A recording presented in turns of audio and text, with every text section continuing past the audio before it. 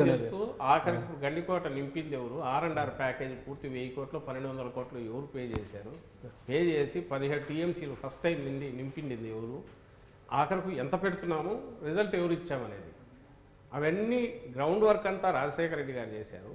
ఈయన చిన్న చిన్నవి పై మెరుగులు దిద్ది కొన్ని స్టార్ట్ చేసిండొచ్చు. అక్కడ ఆఖరికి వచ్చేసరికి మొన్న ఫైనల్గా ఎక్కువ పెట్టాల్సి వచ్చింది, జగన్మోహన్ రెడ్డి గారు పెట్టారు. ఈరోజు రిజర్వాయర్లు ఫుల్ నిండినాయంటే అటువైపు రాయలసీమలో ఎక్కడైనా సరే, ఆ రోజు ఇప్పుడు ఎగతాళిగా మాట్లాడే మొన్న రేవంత్ రెడ్డి కూడా మాట్లాడింది, అక్కడ సీఎం మాట్లాడిన దాంట్లో అక్కడ అగ్రెసివ్గా జగన్మోహన్ రెడ్డి దోచుకుపోతున్నాడు అనే దాంట్లో రాయలసీమ వైపు నుంచి పాజిటివ్గా ఉంది. మీరు గమనిస్తే ఎవరు చేశారు ఆ రోజు 44,000 క్యూసెక్కులకు, ఆయన చేస్తే 11,000 క్యూసెక్కులు పోతిరెడ్డిపాడు. ఈయన దాన్ని 2 పైగా పెంచి కాలువలు వెడల్పు చేసి, ఎందుకంటే వరద టైంలో మాత్రమే మనం పట్టుకోగలం నీళ్లు కాబట్టి వరద టైంలో వీలైనన్ని వాటర్ తీసుకుపోయే ప్రయత్నం. ఇప్పుడు ఫస్ట్ ఇవన్నీ నేను డినై చేస్తున్నాను ఏది మీరైతే అన్న దాంట్లో, కానీ నాకు ఒక్క నిమిషం ఉన్నా దీనికి టైం కావాలి చెప్పడానికి. ఏ కాన్ఫిడెన్స్ ఎక్కడి నుంచి వస్తుందంటే నేను ఇంతకుముందు అన్నదే రియల్గా నిజంగానే తెలంగాణలో పోయి మీరు ఇప్పుడు అడిగితే, హైదరాబాద్లో మీరు ఎవరిని అడిగినా ఎవరు వస్తారంటే వైఎస్ఆర్సీపీ కష్టమేమో అంటారు. ఎందుకంటే అక్కడ తెలియదు. ఎన్ఆర్ఐలను అడగండి, బయట యూఎస్లో వెళ్ళి అడగండి, జగన్మోహన్ రెడ్డి గారు కష్టమేమో చంద్రబాబు రావచ్చేమో అని అనొచ్చు, ఎందుకంటే వాళ్ళు కాదు కాబట్టి ఇక్కడ చూడట్లే. ఈ రాష్ట్రంలో ఉన్న వాళ్ళందరిలో నేను ఇంతకుముందు అన్నట్టు 87% of population directly they are enjoying, అన్ని రకాల ఫ్రూట్స్ ఎంజాయ్ చేస్తున్నారు. వాళ్ళ బతుకులు మారిపోయినాయి, పాజిటివ్గా టర్న్ అయినాయి, వాళ్ళ పర్చేజింగ్ కెపాసిటీ పెరిగింది. వీటన్నిటి వల్ల వచ్చిన కాన్ఫిడెన్స్. అలాగే లోకల్ బాడీస్లో మా పార్టీ పుట్టక ముందే 2014 ముందు అన్నింటిలో మేము ఫైట్ చేసాము. ఎవరు ఫైట్ చేయొద్దన్నారు? చంద్రబాబు నాయుడు గారిని ఫైట్ చేసి ఎందుకు నిలబడలేకపోయారు? ఆ రోజు ఫిజికల్ ఫైట్ కేసులు ముస్తఫా అబ్బట్రాంబాబు బస్సులో పోతుంటే ఎత్తుకుని కొట్టినంత పని చేసినప్పుడు అవన్నీ మీకు దౌర్జన్యంలాగా మీకు అనిపించింది, అప్పుడు ఆయన గుర్తులేదా? కానీ సార్ మీరు అమెరికాలో అడగండి, హైదరాబాద్లో అడగండి, అక్కడ నెగిటివ్గా చెప్తారండి. జగన్మోహన్ రెడ్డి గారి కుటుంబ సభ్యులు కూడా జగన్మోహన్ రెడ్డి గారు ఓడిపోతారని చెప్తున్నారు. కుటుంబ సభ్యులు అప్పట్లో ఎవరు వివేకానంద రెడ్డి గారు బయటకు పోయినప్పుడు ఆ రోజు కుటుంబ సభ్యులు బయటకు వెళ్ళింది. ఈరోజు షర్మిలమ్మ బయటకు వెళ్తే ఆమె కుటుంబ సభ్యురాలుగానే బయటకు వెళ్ళారు. వెళ్ళిన తర్వాత రాజకీయంగా ఒక లైన్ తీసుకున్నాక ఈరోజు అందులోనే ఒక పార్టీ, ఒక కాంగ్రెస్ పార్టీ నాయకురాలుగా ఇక్కడికి వచ్చారు. లైన్ తీసుకున్న పర్పస్ ఇక్కడ ప్రజలకు అన్యాయం జరుగుతుంది, ప్రజల కోసం నిలబడతా అనేది కదా. అవి అట్లయితే చంద్రబాబు చెప్పేవని నిజాలు కావాలా? మనం పులివెందులు చెప్పేవని నిజాలు కావాలా? మనం మాట్లాడిందే నిజమైతే అట్లాంటప్పుడు చంద్రబాబు నాయుడు మించిన వాళ్ళు ఎవరు ఉంటారు? మన మాటలే నిజం అనుకుంటే, మనం ఎంత గట్టిగా మాట్లాడితే అది నిజం అవుతుంది అనుకుంటే, చంద్రబాబు నాయుడు నుంచి గట్టిగా అరవగలిగిన వాళ్ళు ఎవరు? ఆ గొంతును 10,000 రెట్లు పెంచి వినిపించగలిగిన ఆ మీడియాను తట్టుకునే శక్తి పదే వాళ్ళు పంప్ చేస్తుంది ఏంటంటే సొంత చెల్లిని కాపాడలేకపోయారు, సొంత చెల్లిని కన్విన్స్ చేయలేకపోయారు, సొంత చెల్లి ఆయన డెవలప్మెంట్ చేస్తుంది అని బిలీవ్ చేయట్లేదు. రాష్ట్ర ప్రజలు ఎందుకు బిలీవ్ చేయాలి, ఎలా బిలీవ్ చేయాలి? అది ఎవరు అడగాల్సింది? మీరు అడిగితే బాగానే ఉంటుంది. చంద్రబాబు నాయుడు అది అడగాల్సిన అవసరం లేదు. ఆయన స్ట్రైట్ ఒకటే 14-19 మధ్య ఇది చేశానని చెప్పచ్చు, ఈరోజు మళ్ళీ మేము వస్తే ఇది చేస్తామని చెప్పచ్చు. లేదా 14-19 మధ్య నేను ఇది చేసినది ఈయన తీసేశాడు, నేను వచ్చి ఇంతకంటే చేస్తానని చెప్పచ్చు. ఆయన అట్లా ఆయన చూపించాల్సింది ఎక్కడ ఆయన ఫెయిల్యూర్ కనపడుతుందంటే, ఆయన ఇదిగో మీ చెల్లెలకు చేయలే స్టేట్కి ఏం చేస్తామంటున్నాడు. అది మీరు అడిగితే బాగుంటుంది, ఒక కామన్ మ్యాన్ అడిగితే బాగుంటుంది, సమాధానం ఇస్తాం. ఆయన పొలిటీషియన్, అందులోనూ 14 ఏళ్ళు సీఎంగా ఉన్న వ్యక్తి, ఓ పార్టీ అధ్యక్షుడు, 95లో ఏ రీతిలో అయినా సరే వాళ్ళ మామని దించి ఇంకో పద్ధతిలో వచ్చి అప్పటి నుంచి కబ్జా చేసిన పార్టీ కావచ్చు, ఏదైనా కావచ్చు, తనే అధ్యక్షుడిగా కొనసాగుతున్నాడు. ఆయనకు చెప్పడానికి ఏం లేదా? ఆయన ఈ మాట అనవేంది? ఇంట్లో వాళ్ళు ఇంకోటో రకరకాల కారణాల వల్ల ఒక్కొక్క లైన్. నేను చంద్రబాబు నాయుడు గారు అన్నది చెప్పట్లా, షర్మిల గారు క్లెయిమ్ చేస్తున్నారు. అవును, ఆమె అన్నది మాటలు రిపీట్ చేస్తుంది, చిలక పలుకుల్లాగా. చంద్రబాబు నాయుడు ఏ స్క్రిప్ట్ రాయిస్తే అది మాట్లాడుతున్నారు. ముందు మీరు స్టేట్మెంట్ లాగా ఇస్తున్నారా, వేరే వాళ్ళు అనుకున్నారా? ఇది పులివెందుల్లో 5 అంచెల భద్రతా వ్యవస్థ ఎవరు కలవలేదనేది మీ మాట అయితే సమాధానం. నేను వెళ్ళినప్పుడు, నేను పులివెందులకు వెళ్ళినప్పుడు రాజశేఖర రెడ్డి గారికి ఉండేది, ఇప్పుడు అలాంటిదే ఉంది. ఆ రోజుకు ఈ రోజుకు ఒక తేడా ఏమొస్తుందంటే, ఆ రోజు రాజశేఖర రెడ్డి గారు ఒక పెద్ద నేషనల్ పార్టీలో చీఫ్ మినిస్టర్గా ఉన్నారు. ఆయనతో పాటు చాలామంది నాయకులు ఉండేవాళ్ళు, ఆయన ఇంటర్నల్ ఇవి ఉండేటివి. ఒక పార్టీ మొత్తంగా చూసుకోవాల్సిన అవసరం ఉండేది కాదు. వేరేది ఈరోజు జగన్మోహన్ రెడ్డి గారు ఒక పార్టీ మొత్తాన్ని నడపాలి, పార్టీతో పాటు రాష్ట్రాన్ని నడపాలి, ప్రభుత్వాన్ని చూసుకోవాలి. ఒక పెద్ద బాధ్యత. ఏదైతే అందరూ వెనకడుగు వేస్తారో ఒక రాజకీయ పార్టీని పెట్టడం కానీ నడపడం కానీ, అందులో ఈయన 10 ఏళ్ళు ఇది సొంతంగా ఒక పార్టీని పెట్టి ఈరోజు ఒక హోప్ రాష్ట్రానికి మొత్తం ఇది చేయగలిగిన పార్టీగా దీన్ని ఎమరి చేయించగలిగాడు ఈ లీడర్. సో ఆయనకున్న పరిమితులు ఈయనకు లేకపోవడం ఒక అడ్వాంటేజ్ అయితే, బరువు అనేది ఒక 10 ఇంతలో 20 ఇంతలో పెరిగిన పరిస్థితి ఈరోజు ఒకటి.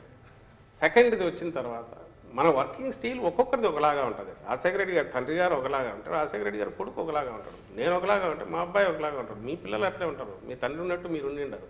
ఒక్కొక్కరు వర్కింగ్ స్టైల్ ఒకటి ఉంటుంది. But ultimately are you able to address the constituency people? వాళ్ళ ఆశలు వాళ్ళ తీర్చగలుగుతున్నారా? అందుబాటులో ఉండగలుగుతున్నారా?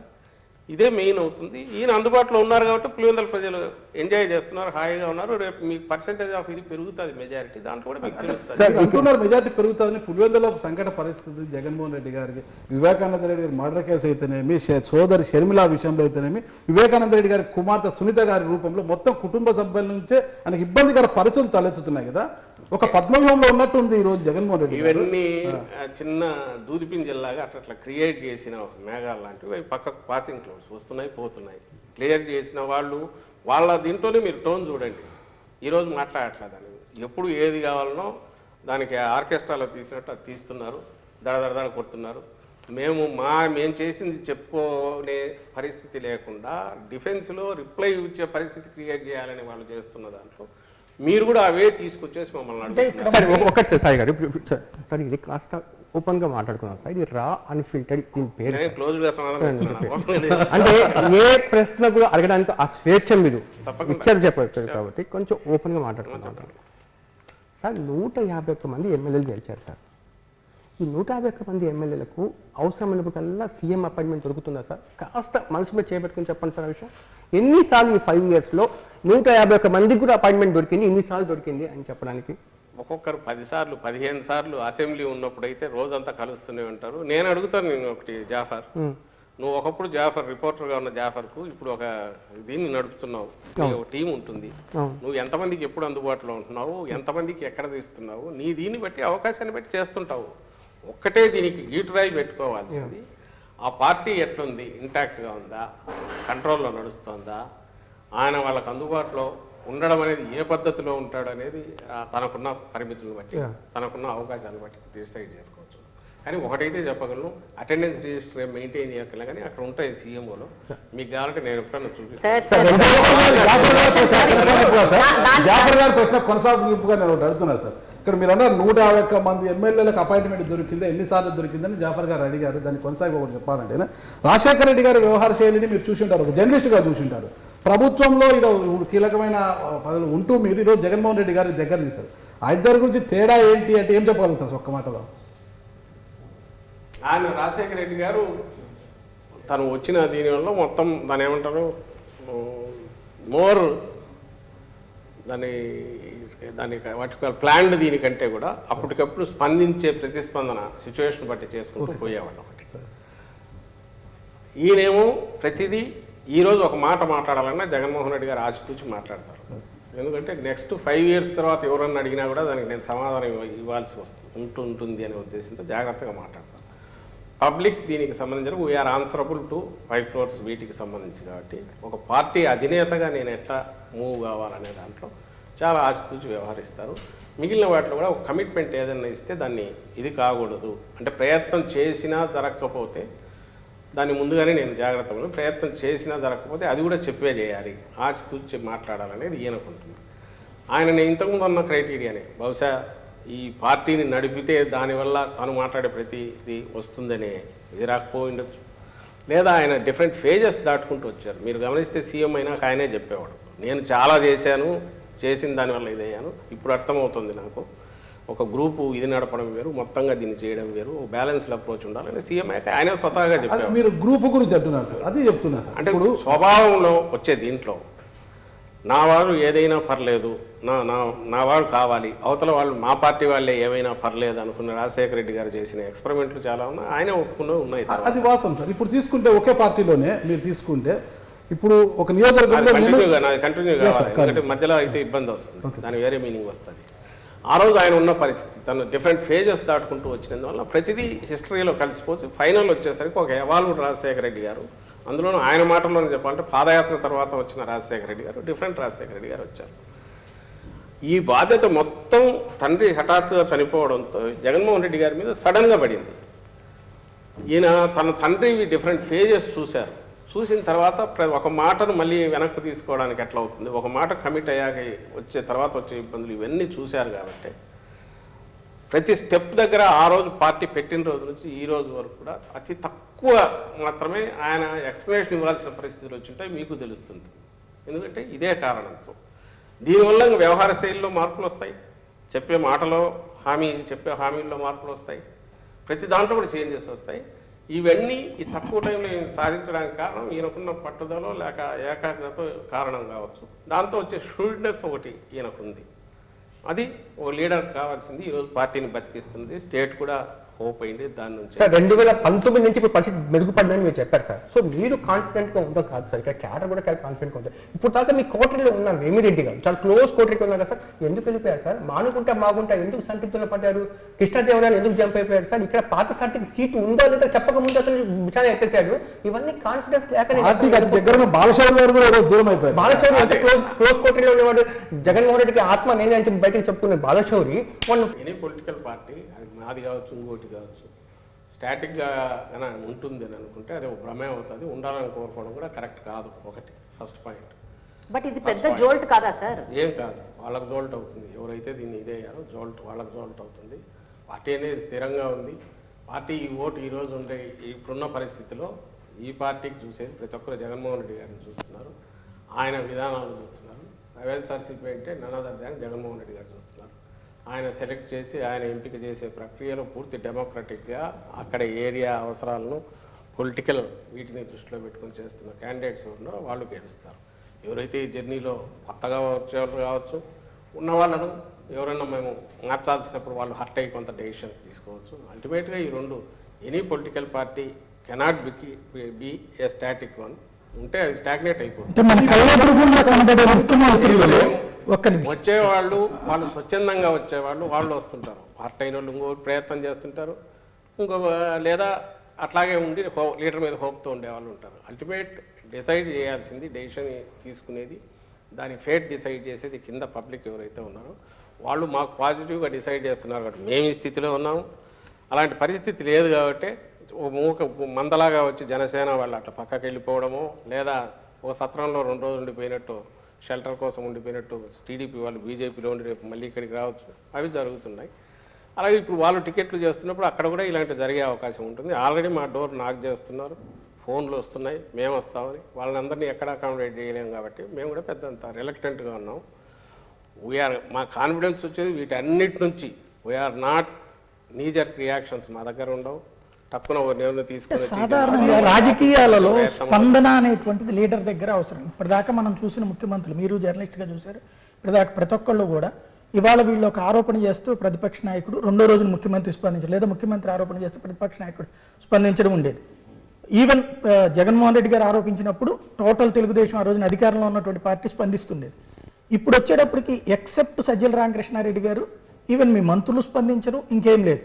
అది ప్లాన్డా లేదా ముఖ్యమంత్రి గారికి మాట్లాడడానికి సిగ్గా, భయమా, చిరాక, నేను ఎందుకు చెప్పాలన్నటువంటి ఇగోనా? ఎందుకు మంత్రులందరూ మాట్లాడుతున్నారు, నాయకులు మాట్లాడుతున్నారు, నేను అప్పుడప్పుడు మాట్లాడుతున్నాను, ఎక్కువ వాళ్ళు మాట్లాడుతున్నారు. కానీ మీరే ఫోకస్ అవుతున్నారు. కానీ సార్ మీ విషయంలో ఒకటే ప్రాసెస్ రెడ్డి గారు రెగ్యులర్ అందరితో మాట్లాడుతున్నారు, పబ్లిక్ వచ్చేసరికి ఒకటే ప్రాసెస్. ఇంతకుముందు అన్నా కదా మీతో జర్నలిస్టులతో ఇట్లా ప్రెస్ కాన్ఫరెన్స్ వీటిలో అంటే మాట్లాడేసరికి ఏదైనా సరే ఒక మాట చెప్పిన తర్వాత ఒక దీంట్లో మీరు అడిగే వాటిలో ఎక్కడైనా కన్ఫ్యూజ్ అయ్యవచ్చు, ఇంకోటి కావచ్చు, అనుకోని మాట కూడా చెప్పాల్సి రావచ్చు. మనం అనుకున్న ఎక్స్ప్రెషన్ సరిగా రాకపోతే తర్వాత దానికి కమిట్ అయిపోయినట్టు ఉంటుంది, ఇబ్బంది అవుతుంది అనేది ఆయన ఓపెన్గా చెప్పేది దాంట్లో ఉండేది. Correct sir. నేను ఎప్పుడు కోట్ చేస్తుంటా, అన్నప్పుడు లీడర్ ఒక్కొక్క లీడర్ వర్కింగ్ స్టైల్ ఒక రకంగా ఉంటుంది. అల్టిమేట్గా మీడియా అయినా ఎవరైనా ఆ పార్టీకో లీడర్కో ప్రజలకు మధ్య బ్రిడ్జ్ లాగా ఉండి ఏదైనా వాస్తవాలు ఉంటే ఇక్కడికి తీసుకురావడం చేసి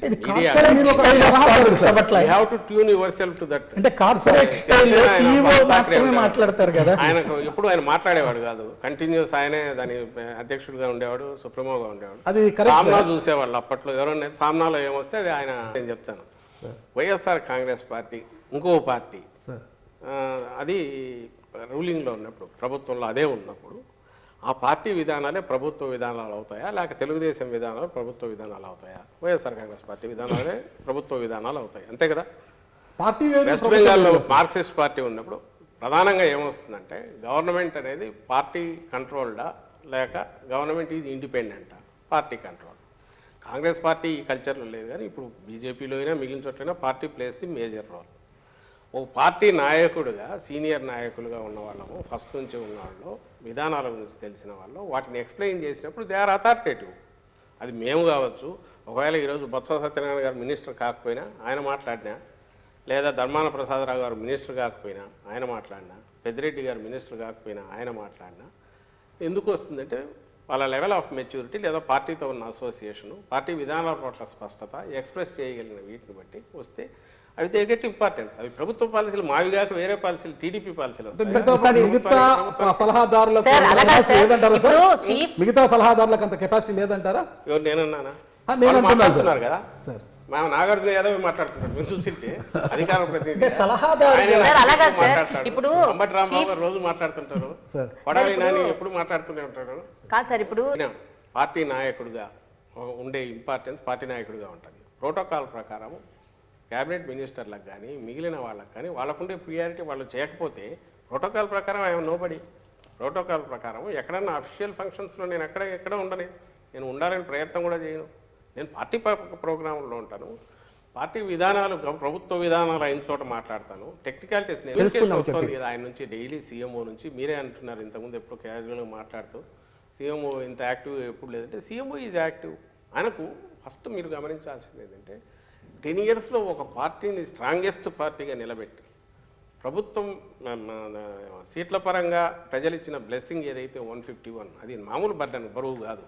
అది పవర్ ఎంతనో బరువు కూడా అంతే. 151 సీట్లు గెలిపించారంటే ఎంటైర్ స్టేట్ అంత హోప్స్ పెట్టుకుందని. వీటిని డెలివర్ చేయడానికి ఆయన round the clock daily 12 hours అన్నా దాని మీద 12 hours 13 hours అయినా సరే దాని మీద ఫోకస్ పెట్టి పని చేయకుండా అయితే అసాధ్యం.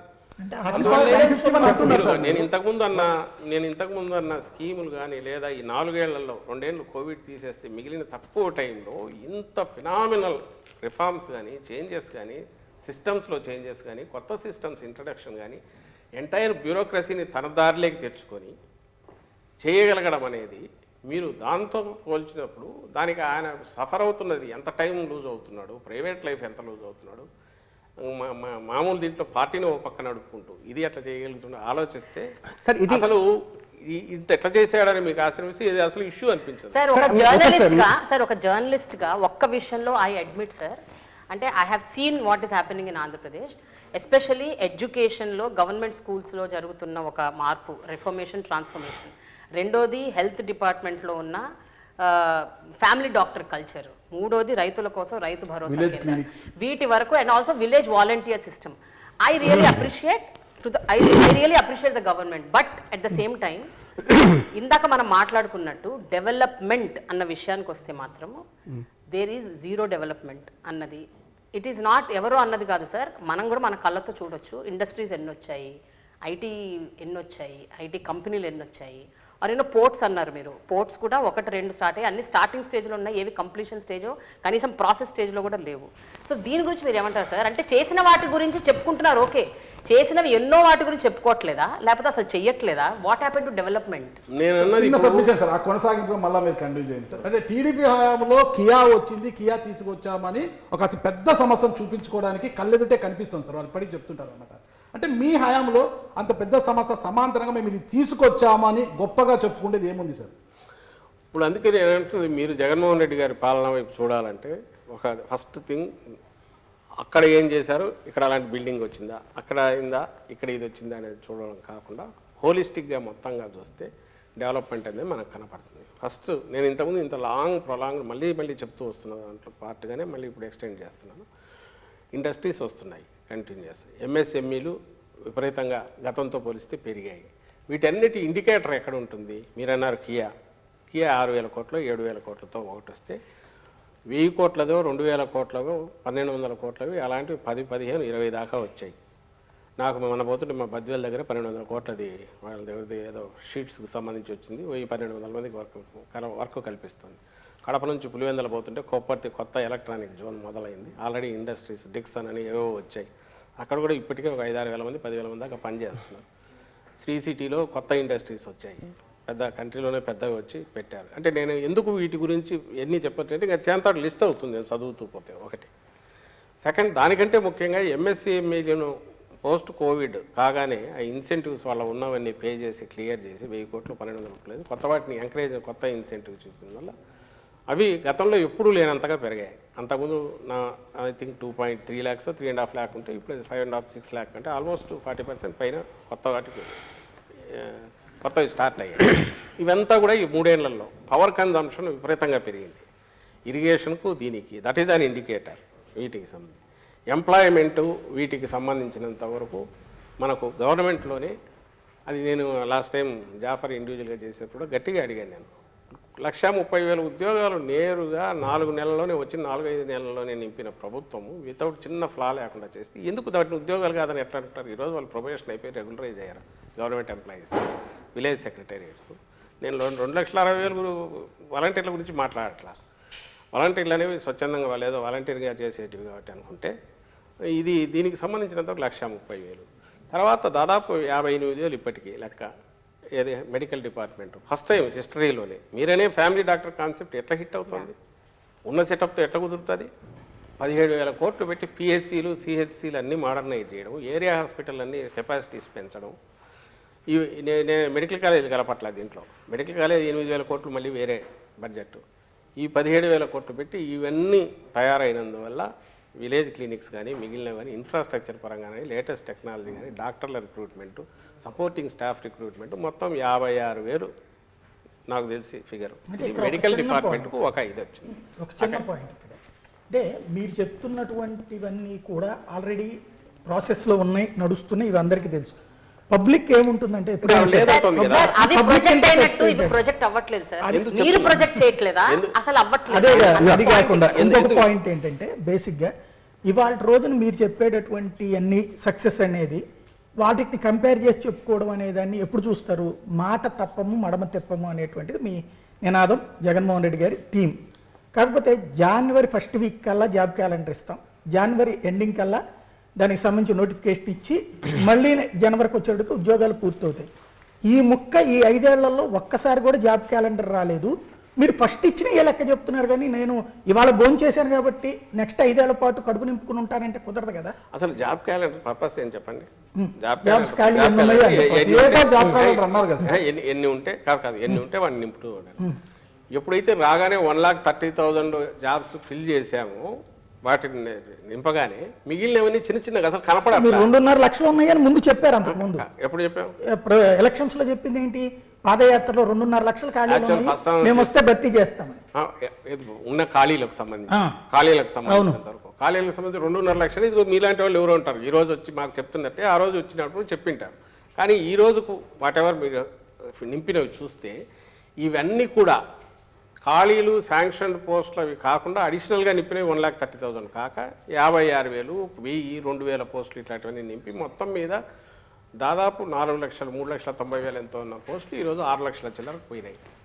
ఇది ఇప్పుడు ప్రతిదీ ఆలోచించి చేయడం అనేది ఒకటి తప్ప జాగ్రత్తగా ఆచి చూసి రిక్రూట్మెంట్ చేయాల్సిన పరిస్థితి ఒకటి.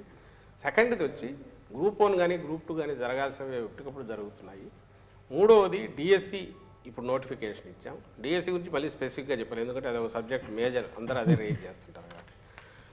2014-19 మధ్య ఆ రోజు తెలుగుదేశం పార్టీ గవర్నమెంట్ నింపిండేది. అంతకుముందు 2012లోనూ 13లో ఇచ్చిన డిఎస్సి నోటిఫికేషన్ తాలూకు 8,920 ఎన్నో పోస్టులు అదొక్కటే చేసింది. తర్వాత 18లో వాళ్ళు నోటిఫికేషన్ అంటే ఎలక్షన్లు 5 నెలలు ఉన్నాయని కానీ నోటిఫికేషన్ ఇచ్చారు. ఆ పోస్టులు 7,000 చిల్లర ఎన్నో అంటే మేము 2020లో నింపాము వాటి. అది దాంతోపాటు 2008 డిఎస్సి, 1998 డిఎస్సి, ఈ రెండు అప్పటి నుంచి ప్రొలాంగ్డ్ లీగల్గా వాళ్ళు అన్ని రకాలుగా చేస్తున్న వాళ్ళ సఫరింగ్ తీర్చాం. అది ఒక 7,000 పోస్టులు, మొత్తం 14,000. ఇప్పుడు లేటెస్ట్ మళ్ళీ 5,600కు ఇచ్చాం. 6,100కు ఇప్పుడు ఇచ్చాం. అంటే 20,000 మేము చేసింది. ఇది ఫిగర్స్. మీరు వీటిని మళ్ళీ పక్కకు తోసి ఉద్యోగాలు ఎక్కడ 1,30,000 మేము ఉద్యోగాలు అనుకోము, ఆ 50,000 అయిపోయింది. అసెంబ్లీలో ఏం చెప్పామో అది చూడండి. ఫిగర్కి సంబంధించిన కాకుల లెక్కలు చెప్పడానికో ఇంకోటి బేస్ ఏదన్నా ఫిగర్స్ ఏమైనా చూసి చెప్పడానికో ఈ రెండింటి మధ్య తేడా వస్తుంది. ఇప్పటికీ వస్తుంటారు ఉద్యోగులు మా దగ్గరికి. జగన్మోహన్ రెడ్డి గారు పాదయాత్రలో ఇది ఎందుకంటే ఆఫ్టర్నే మళ్ళీ చెప్తున్నాం ఇప్పుడు అది ప్రామిస్ చేశారు సార్, ఇది ప్రామిస్ చేశారు, ఇవి చేశారని. ఖచ్చితంగా ఇప్పుడు ఈరోజు మేము బయటకు పోయినా, సీఎం గారు బయటకు వెళ్ళినప్పుడైనా, ఆయన బయటకు వెళ్ళినప్పుడు ఇచ్చినా, మంత్రులు వెళ్ళినా ఇచ్చినప్పుడు తప్పకుండా చూస్తూ ఉంటారు. ముఖ్యమంత్రి గారు ఖచ్చితంగా మీరు చేస్తా ఉంటారు. ప్రతిపక్షంలో ఉన్నప్పుడు పాజిటివ్గా చేస్తామనే దాంట్లో అల్టిమేట్ గా ఈ రోజు అందుకే మీరు అన్న వాటిలో రైడర్స్ పెట్టి మాట్లాడుతుంటారు. అంటే ప్రతిపక్షంలో ఉన్నప్పుడు చెప్తున్నారు మీరు. అనేది ఇప్పుడు ఇద్దరం పోటీ పడుతున్నాం ఇక్కడ. చంద్రబాబు నాయుడు జగన్మోహన్ రెడ్డి గారు అనేది తేలాలి. చంద్రబాబు నాయుడు గారా జగన్మోహన్ రెడ్డి గారా రేపు సీఎం అనేది స్టేట్ అదే వీళ్ళిద్దరిలోనేనా? పవన్ కళ్యాణ్ వీళ్ళిద్దరిలో పవన్ కళ్యాణ్ సీఎం చెప్పలేదు కూటమిగా ఆయన సీఎం క్యాండిడేట్ ఎవరైనా అనౌన్స్ చేశారా? లేదండి. అంటే కూటమిలో మన ఆయనకి ఇచ్చేది 24 స్థానాలు, అది వేరే విషయం. మీరు చేయాల్సింది ఏంటంటే పెద్ద గీత చిన్న గీత పోల్చినప్పుడు ఒకవేళ మేము మాట్లాడేవి చాలా పెద్ద మాటలు మాట్లాడుతున్నాం అనుకుంటే కంపేరబుల్స్ తీసుకుని కంపేర్ చేయండి.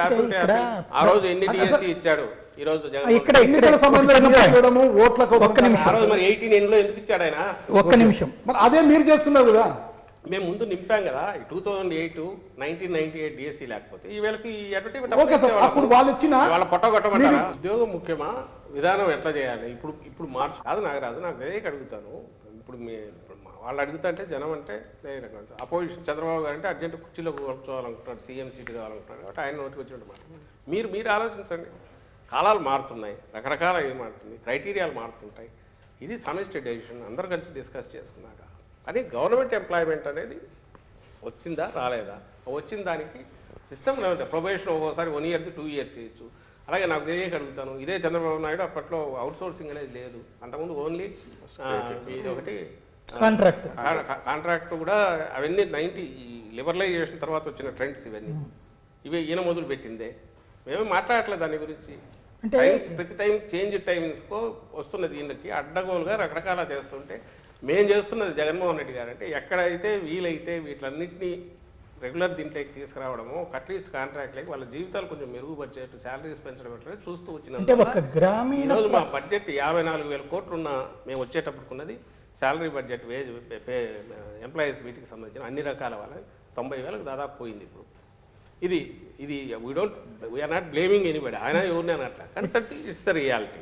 ఇక్కడ ఒక మెయిన్ పాయింట్ ఒకటి సార్, మీకు సాధారణమైనటువంటి అర్బన్ పబ్లిక్ యూత్ ఎప్పుడు కూడా ఈ అందులో ఆంధ్ర అర్బన్ యూత్ సాధారణంగా ప్రైవేట్ ఉద్యోగాలకే ప్రయారిటీ ఇస్తారు, వెళ్ళిపోతుంటారు బాంబేకో చెన్నైకో అని. మన దగ్గర అట్లాంటి ఇక్కడ చేయడానికి కావాల్సిన వ్యవస్థని మీరు ఈ రోజు వరకు ఏర్పాటు చేయలేకపోయారు. చంద్రబాబుని వెక్కిరించారు, మీరేం చేయలేకపోయారు. నెంబర్ 1. రెండవది, గ్రామీణ ప్రాంత వాళ్ళు 2 రకాల ఉద్యోగాలకు ప్రయారిటీ ఇచ్చుకుంటారు ఎక్కువగా, టీచరు, 2 పోలీస్. సరే మీరు టీచర్తో ఒక లెక్క చెప్పారు. ప్రియారిటీస్ ఒకసారి మారినప్పుడు నేను ఇంతకుముందు అన్న మెడికల్ అదేదో ఇన్ఫ్రాస్ట్రక్చర్ 17,000 కోట్లు, స్కూళ్ళది నేను చెప్పలే, అది 16,000 కోట్లు ఎంతో దాని మీద పెట్టి స్కూల్స్ అన్ని రీవ్యాంప్ చేసి అందులో ఇదేం మేము ప్రామిస్ చేసింది కాదు.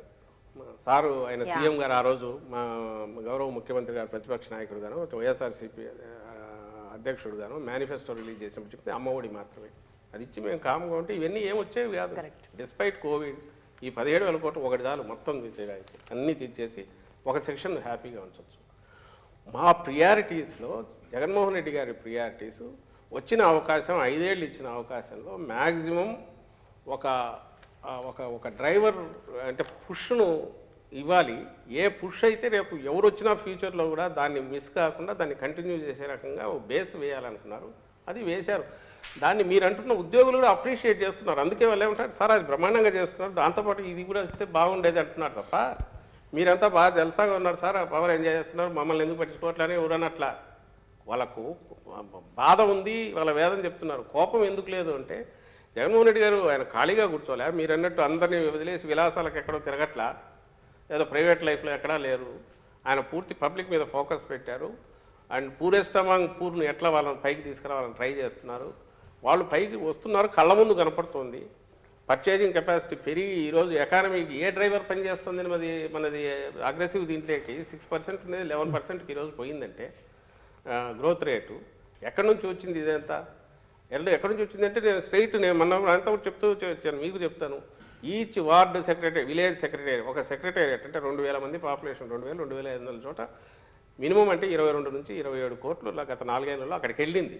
ఏదో రకరకాల డీబీటీ కావచ్చు, లేదా అక్కడ వర్క్స్ జరిగిండొచ్చు. అంటే అంత లిమిటెడ్ దాంట్లో 30 కోట్లు అక్కడికి వెళ్ళే, ఆ 30 కోట్లు మళ్ళీ అక్కడే జనరేట్ అయ్యి ఖర్చు పెడుతుంటే దాంట్లోనే ఎకానమీ గ్రోత్ కూడా స్కోప్ ఇచ్చింది.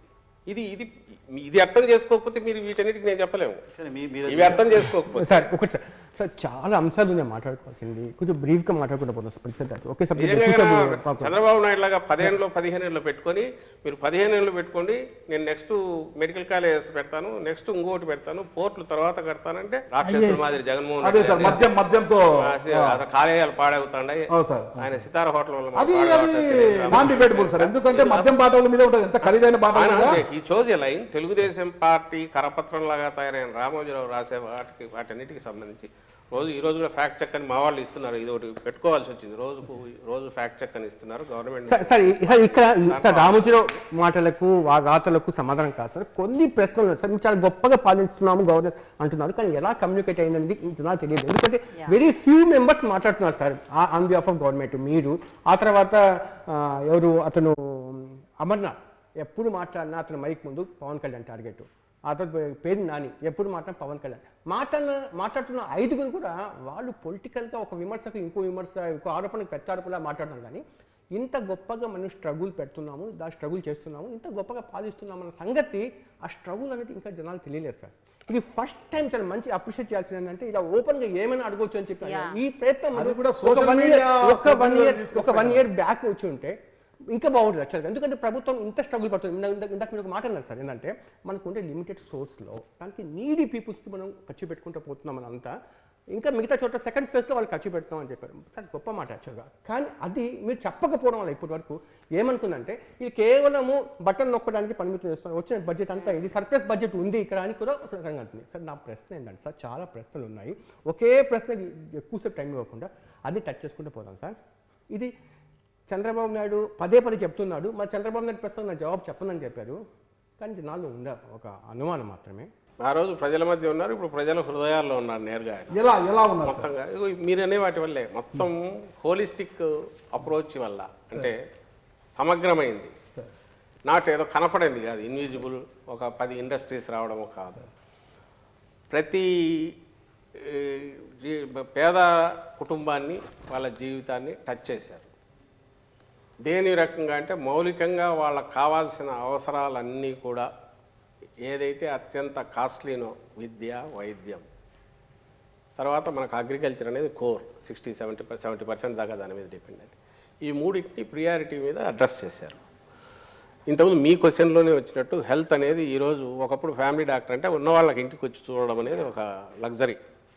డిస్పైట్ దట్ మళ్ళీ కావాలంటే నేను అపోలోకు అక్కడికి వెళ్ళాలి. ఈరోజు అపోలో లాంటి ఇక్కడ టెర్షియరీ కేర్ ఉన్న జనరల్ హాస్పిటల్ను స్పెషలిస్ట్, సూపర్ స్పెషలిస్ట్ను, కింద ఉన్న పిహెచ్సి డాక్టర్ను కూడా లింక్ చేసే సిస్టమ్ డెవలప్ అయింది. ఇప్పుడు ప్రిలిమినరీ స్టేజ్లో ఉంది, ఇంకా అడ్వాన్స్డ్ దీంట్లోకి పోతుంది. అంటే ఒక డాక్టర్గా మీరు ప్రతి ఇంట్లో కదలలేని వాళ్ళు ఉన్నా పోయి చూస్తే అక్కడ ఎంటర్ చేసి ఇదైనాక super specialist is able to see super speciality. ఆ డాక్టర్ ఆయన చెప్పిన అడ్వైజులను ఫాలో అవుతున్నారో లేదో కింద మళ్ళీ చూడడానికి, వీళ్ళు ఫాలో అప్ చేయడానికి వీళ్ళ దగ్గరికి ప్రిస్క్రిప్షన్ వస్తుంది. ఆ కనెక్టివిటీ అనేది 100% చేసే ప్రయత్నం జరుగుతుంది. దీంతోపాటు ఆరోగ్య సురక్షని ఇయర్లీ 2 క్యాంపులు కండక్ట్ చేసి వీళ్ళను తీసుకొచ్చి కాంప్రహెన్సివ్ హెల్త్ కేర్ అనేది, దాంతోపాటు ఆరోగ్యశ్రీ దాదాపు 2400, 2500, 3000 వరకు ప్రొసీజర్స్, డిఫరెంట్ ప్రొసీజర్స్, వాటిని అంతకుముందు 1000 ఉండేటి వాటిని పెంచడం ద్వారా, అలాగే అమౌంట్ దానికి సంబంధించినంత వరకు విపరీతంగా పెరిగింది. ఇప్పుడు కాస్ట్ కూడా పెరిగింది, స్పెషలిస్ట్ల వీళ్ళకు పే చేసే అవి పెరిగాయి. వీటిని ధీటుగా తట్టుకోవడానికి కాస్ట్ టోటల్ బర్డన్ గవర్నమెంట్ మీద తగ్గించడానికి నెక్స్ట్ మీరు 10 years అయ్యేసరికి కొత్త మెడికల్ కాలేజెస్ వచ్చి స్పెషలిస్టులు ఇక్కడే తయారై గవర్నమెంట్ ఆటోమేటికల్ మెడికల్ కాలేజ్ అంటే ఇట్స్ వన్ జనరల్ హాస్పిటల్ అంటే ప్రతి జిల్లాకు ఒక ఇది వచ్చేసింది మనకు. ఇప్పుడు పార్లమెంట్ జిల్లా అయినందువల్ల ఓ పార్లమెంట్ పరిధిలో ఒక జనరల్ హాస్పిటల్ వస్తుంది. General hospital is nothing but it's equal to అపోలోనో ఇంకో దానిలో సూపర్ స్పెషాలిటీస్ ఉంది. అంటే పిహెచ్సి నుంచి విలేజ్ క్లినిక్ దగ్గర నుంచి ఇక్కడి వరకు కనెక్షన్ ఇచ్చింది. First it's not just free medicine, comprehensive state of the art ఈరోజు ఎక్కడ అందుబాటులో ఉన్నా అవి తెచ్చే ప్రయత్నం చేసి సక్సెస్ఫుల్గా ఇంప్లిమెంట్ అవుతుంది. రెండవది విద్య.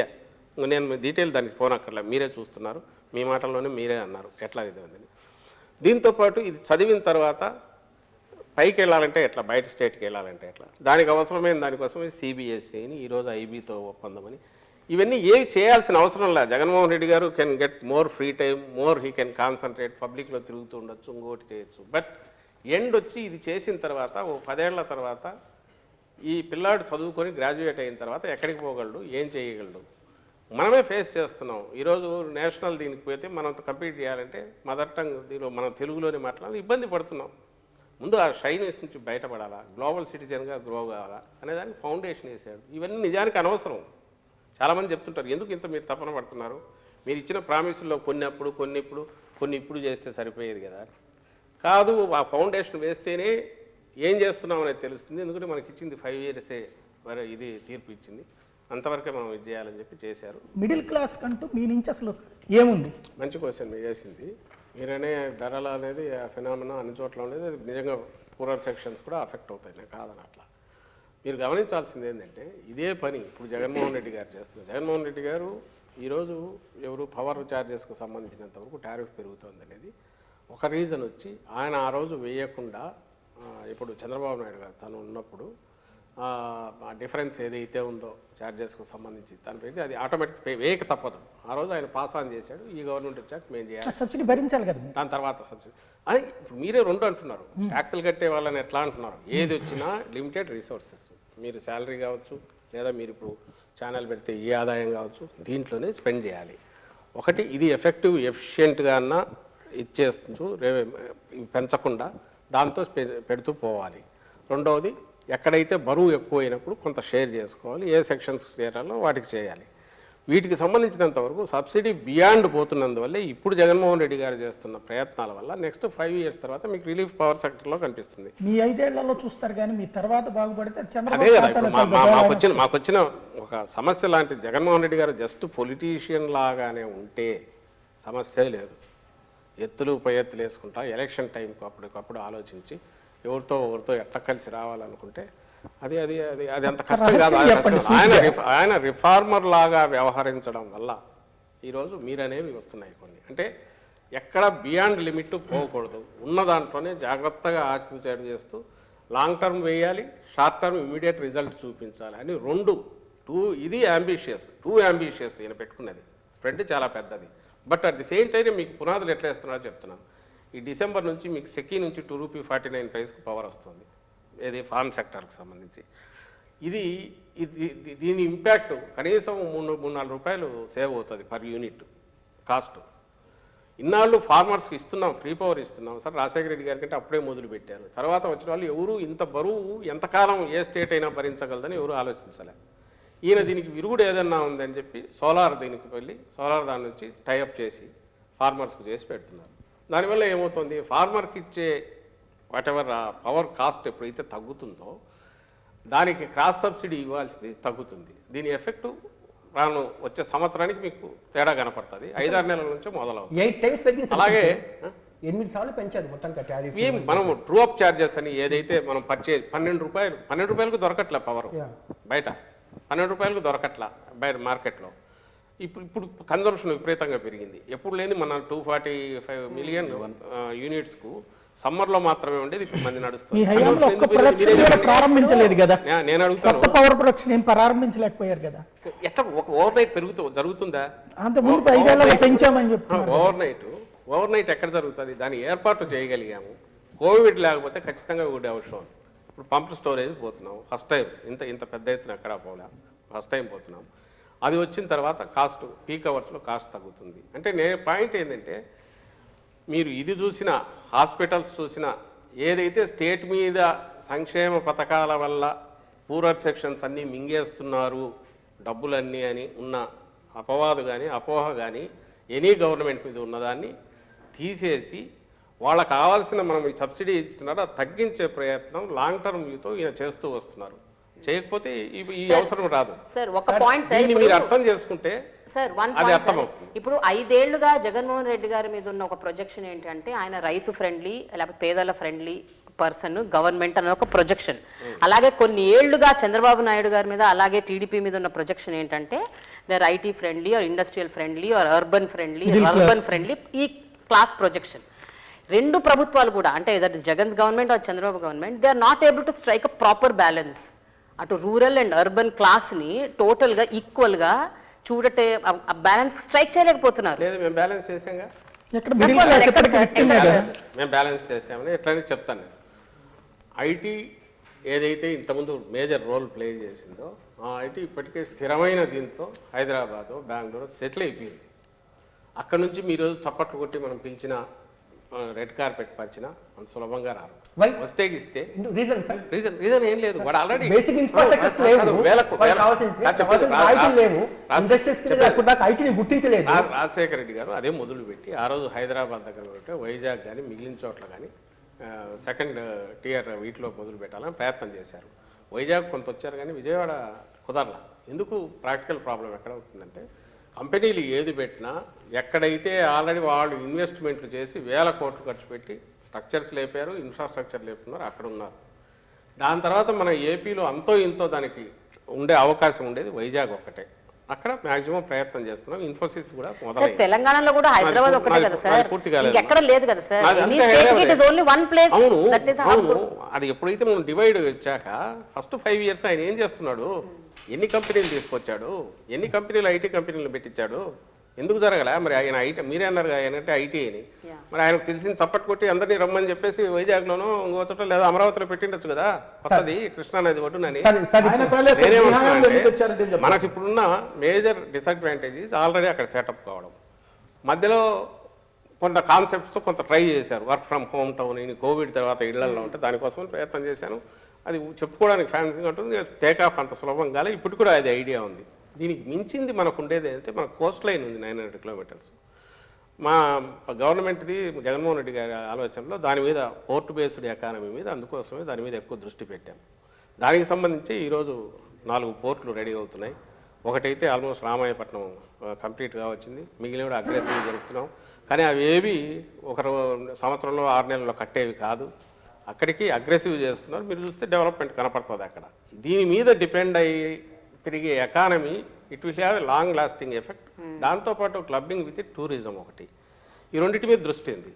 బట్ 2 ఏళ్ళు కోవిడ్ తినేయడం వల్ల అది అన్ని రకాలుగా ఎఫెక్ట్ చేసింది. ప్లానింగ్ కానీ మొత్తం డిలే అవుతోంది, లేదా ఫండ్స్ పాజిటివ్ వలన అది డిలే ఇంకోటి కారణంతో ప్రియారిటీస్ను వీటన్నిటి బదులు ముందు దీని మీద దృష్టి పెట్టాల్సి వచ్చింది. సార్ ఇప్పుడు హెల్త్ మీరు స్ట్రాంగ్ కన్విక్షన్ తో చెప్పగలుగుతున్నారా sir that you struck a proper balance అని? ఈ రోజు I feel it is 70-30 sir. ఇంతకుముందు మనం పీస్ మీల్ గా మీతో మాట్లాడినప్పుడు బ్యాలెన్సింగ్ అంటే మీరు అనేది సంక్షేమమే అభివృద్ధి అనేది మేము చూపిస్తున్నాము. విలేజెస్లో వచ్చిన స్ట్రక్చర్స్ కానీ మిగిలినవి కానీ ఇన్వెస్ట్మెంట్లో ఏదైనా కానీ గవర్నమెంట్ ఇన్వెస్ట్మెంట్ అదంతా కూడా ఇన్ఫ్రాస్ట్రక్చర్ దీని మీద పెట్టిందే.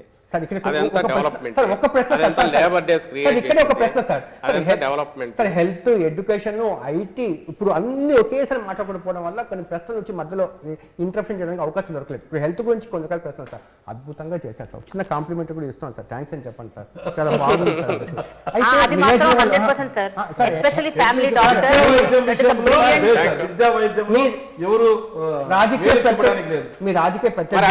ఏముంటుంది సొసైటీకి? ఇంకా నా ప్రశ్న పూర్తి కదా సార్. మీ రాజకీయ పద్ధతి చంద్రబాబు నాయుడు పక్కన కూర్చోబెట్టినా కూడా హెల్త్ విషయంలో ఏం చేయలేదు అంటే వాళ్ళకి ఖచ్చితంగా ఒప్పుకొని తీరాల్సిందే, పేదవాళ్ళకి ఏం చేయలేదంటే ఖచ్చితంగా ఒప్పుకొని తీరాల్సిందే. అదేవిధంగా వెల్ఫేర్ స్కీమ్స్లో ఏం చేశారు జగన్మోహన్ రెడ్డి అని చెప్తే వాళ్ళు ఖచ్చితంగా ఒప్పుకొని తీరాల్సిందే. కానీ ఇక్కడ వచ్చి ప్రశ్న అంటే హెల్త్కి సంబంధించింది. ఇప్పుడు మీరు విలేజ్ లెవెల్ క్లినిక్స్ పెడుతున్నారు, చాలా బ్యూటిఫుల్. ఇప్పుడు అక్కడ ఆమ్ ఆద్మీ పార్టీ వచ్చి మొహల్లా క్లినిక్స్ పెట్టారు, భారతదేశానికి అయితే ఆదర్శంగా నిలిచింది అక్కడ ఢిల్లీలో. అదేవిధంగా మీరు విలేజ్ క్లినిక్స్ పెడుతున్నారు, చాలా బాగుంది. కానీ ఇక్కడ ఒక మేజర్ పని ఏంటంటే సార్ స్కీమ్ సంబంధించింది ఒక సూపర్ సిగ్నేచర్ ఏంటంటే వైఎస్ఆర్సీపీకి రాజశేఖర రెడ్డి గారు ఉన్నప్పటి నుంచి ఏంటంటే ఇది sir Rajiv Aarogyasri YSR Aarogyasri scheme sir. చాలామంది ఆరోగ్యశ్రీ నెట్వర్కింగ్ హాస్పిటల్స్ నుంచి బయటకు వచ్చేస్తున్నారు సార్. 1000 కోట్లు పెండింగ్ ఉన్నాయి సార్ వాళ్ళకు. ఈ ఒకప్పుడు ఏదో సార్ ఎప్పుడు లేని విధంగా సార్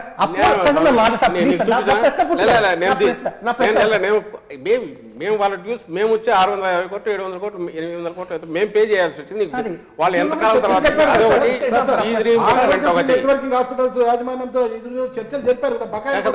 కాదు ఫీజు అంటే ఉన్నాయప్ప. నేను అనేది నేను మళ్ళీ చెప్తున్నాను, ఎవరితో మీరు పోల్చగలిగింది ఎంతసేపు ఉన్నా ఇక్కడ చంద్రబాబు నాయుడు గారు జగన్మోహన్ రెడ్డి గారు తప్ప వేరే ఆబ్స్ట్రాక్ట్ ఐసోలేటెడ్గా మీరు డిస్కస్ చేయలేరు. ఆ గవర్నమెంట్ ఈ గవర్నమెంట్ దాన్ని మర్చిపోవద్దు. 14-19 మధ్య ఎట్లుంది, 19-24 మధ్య ఎట్లా నడుస్తుంది చూడండి. 14-19 మధ్య వాళ్ళు పోతూ నాకు గుర్తుండే 650 కోట్లు 700 కోట్లు వదిలేసిపోయారు. చాలా కాలం లాంగ్ పెండింగ్ ఉంటే మేము క్లియర్ చేసాం ఒకటి. ఇప్పుడు ఇంతకుముందు ఎప్పుడు లేనిది క్వార్టర్లీ క్లియర్ చేస్తున్నాం, చేస్తూ వస్తున్నాం. క్వార్టర్లీ క్లియర్ చేస్తున్నాం. ఆ నెట్వర్క్ హాస్పిటల్స్ నంబర్ పెంచాం, మొత్తం ప్రొసీజర్స్ పెంచాం. ఎప్పుడైతే ఎక్కువ అవకాశం ఉంది, ఎక్కువ బిల్లు ఎక్కువ జరుగుతుంది, దానికి ప్రిపేర్డ్గా ఉన్నాం. బట్ నేను మళ్ళీ అంటున్నా, నీకు మంత్లీ శాలరీ 5 lakhs 4 lakhs 1 లక్ష వస్తుంది అంటున్నావు. 1 లక్ష వస్తే లక్షలో నువ్వు ప్లాన్ చేసుకుంటావు. లక్షలో ప్లాన్ చేస్తున్నప్పుడు వచ్చి అడిషనల్ ఉన్నప్పుడు ఏం చేయాలనే దాంట్లో కొన్ని సర్దుబాటుతో ప్రియారిటీస్ మార్చుకుంటూ వస్తావు. అదే నెగోషియేషన్స్ ద్వారా వాళ్ళతో వాళ్ళు మాట్లాడుకొని కొంచెం టైం బై చేయడం ఏదో ఒకటి చేస్తుంటాం. కానీ అప్పటికి ఇప్పటికీ దీనికి సంబంధించినంత వరకు గ్యాప్ తేడా ఏదైనా ఉందంటే improvement in quality of service అనేది విపరీతంగా ఉండేది. ఇది దృష్టిలో పెట్టుకోండి అంటున్నాం. ఇది లేకపోతే ఆయన పద్ధతిలోనే ఆ 1000 ప్రొసీజర్సే పెట్టి ఉన్న హాస్పిటల్స్తోనే నడుపుతూ మేము ఆరోగ్యశ్రీ చేసామనుకుంటే ఇంత కష్టం లేదు. చెప్తున్నా కదా, కష్టం నెత్తికెత్తుకున్నాము. జగన్మోహన్ రెడ్డి గారు నిజంగా ఈ 5 years కష్టం నెత్తికెత్తుకోకుండా మిగిలినవన్నీ నెక్స్ట్ చేస్తానని అంటే బాగుండేదేమో. ఆయన అట్లా అనకుండా